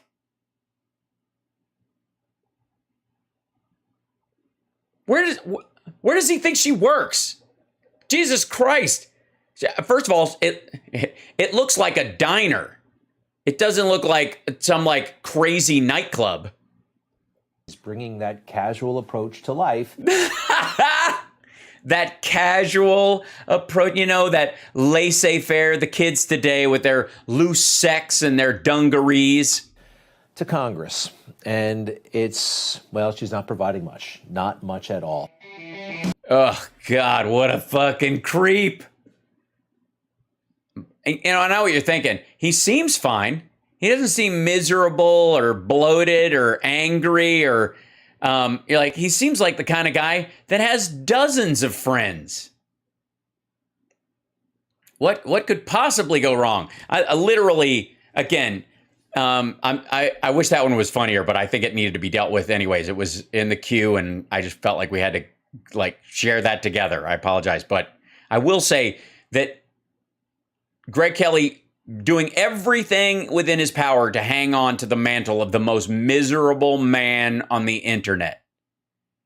Just a bitter, friendless, angry, sad, lonely fuck. Like, not somebody who's so incels don't even. He's like the self-cucking incel king.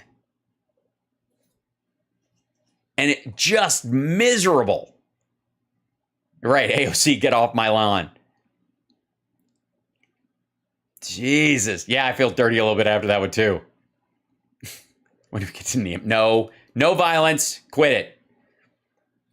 But anyways, I appreciate you guys. I want to remind you in the process of that in our Marcus Aurelius kind of moments, when we go through one of these clips that they posted about one of these things, especially when it contains multiple serious things handled in a completely unserious way. Because I would like to remind you that fuckhead dunked on three things: at Roe v. Wade going down, a truck full of dead migrants, and then the fact that AOC was working as a bartender, ran for office, and got the job. And conflated all those things poorly, and obviously it was just word salad. But that's the best that asshole can do.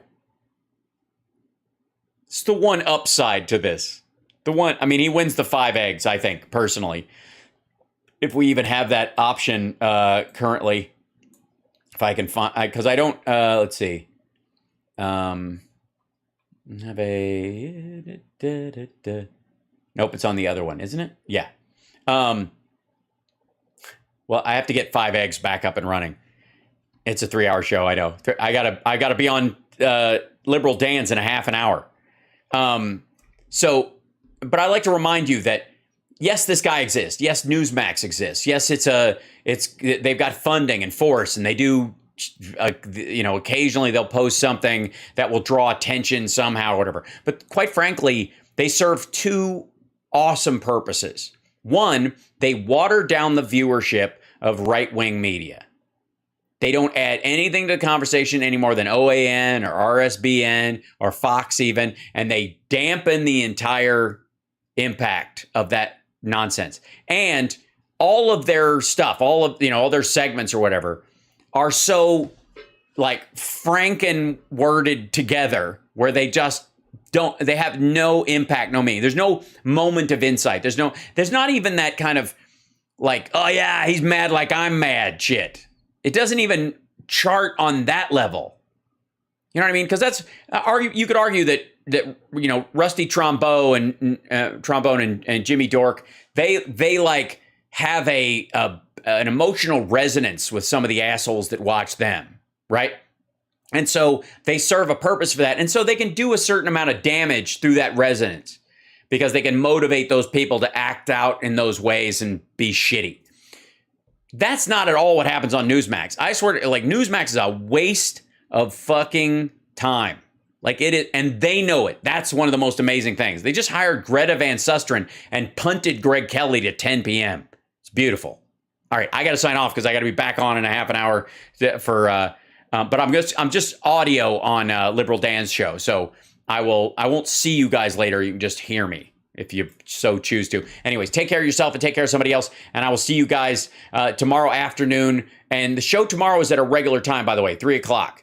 So during the summer, I'm doing all the shows during the week at the regular time, if that's cool. So 3:00 tomorrow, if that's cool for everybody, because because of the time zone, it's always been the time is based on where my kid is in the time zone. So that's why we do it our way. Anyway, so I'll let you guys know, but I will see you guys tomorrow. I appreciate you. Thanks for sticking around. Thanks for the support. Thanks for the super chat. Thank you for watching. Thanks for loaning me your eyeballs. And I look forward to more Jan 6 stuff. I'm going to actually grab some footage from the Jan 6 stuff, and we'll go through that again as well, because I think some of it breezed by and wasn't covered. So, and we had so much fun with Cassidy Hutchinson's testimony. I would love to reinforce that, and build on that. So anyways, bye.